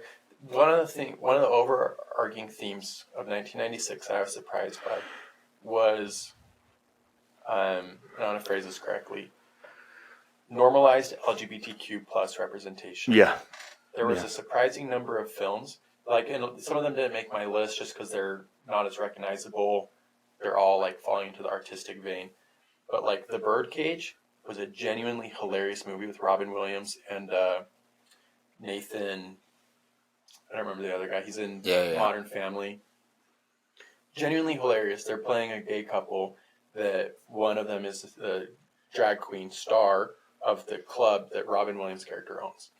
And like his son is marrying the daughter of a very conservative senator. And it's like, it's based on a play that's like in French, but translated English is like The Folly of Follies. Like, it's just like one mishap after mishap. But it's like a very endearing representation of like Robin Williams and the Nathan guy's character. Like, it was so fun to watch. And then even Bound is like a neo-noir crime movie that stands out because of how well it presents a lesbian relationship. That it like isn't manipulative. It isn't like, oh, what's the word, like exploitative. Exploitative. But like it's genuinely showing like a really good relationship, and like it helps drive the plot along so much and helps the movie stand out. But there's like a ton of movies. I'm trying to look at the other ones that like Watermelon Woman.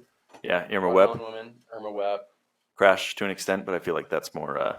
That's just like yeah. Pusher. Two dudes kiss. Just bad. Just a joke. No, but I was surprised by it because like even a lot of themes that like some of the themes in the different movies felt like way more progressive than movies that came across. Great point. Come out today. I agree with you. And like even in The Birdcage, there's like very much a social commentary on like conservative versus liberal politics that still rings very true today. And that's part of what made the movie so funny was it's like causing all these jokes that still like recognizable political figures. Right. That's still funny. Love it. Okay. Anything else, folks? Nope. Thanks for having us on. Hey, thanks for coming. Thank you for coming. Next time we'll get one started a little bit earlier with less technical difficulties, and then we'll have more energy to come to the end of the draft. Well, we might be doing one next week for Case in Point. Oh yeah. Plug that. We could maybe do that remote or here. We can figure that out. Okay. We'll figure that out. We also got to talk about Furiosa. Yeah. We're going to go see that tomorrow. And we'll be coming at you with an episode sometime soon here. So I'm really excited for that, by the way. Me too. It looks good. Yeah. One of my buddies saw it yesterday. Nice. And he really liked it. So, okay. Thank you so much for listening. You fixators, good night.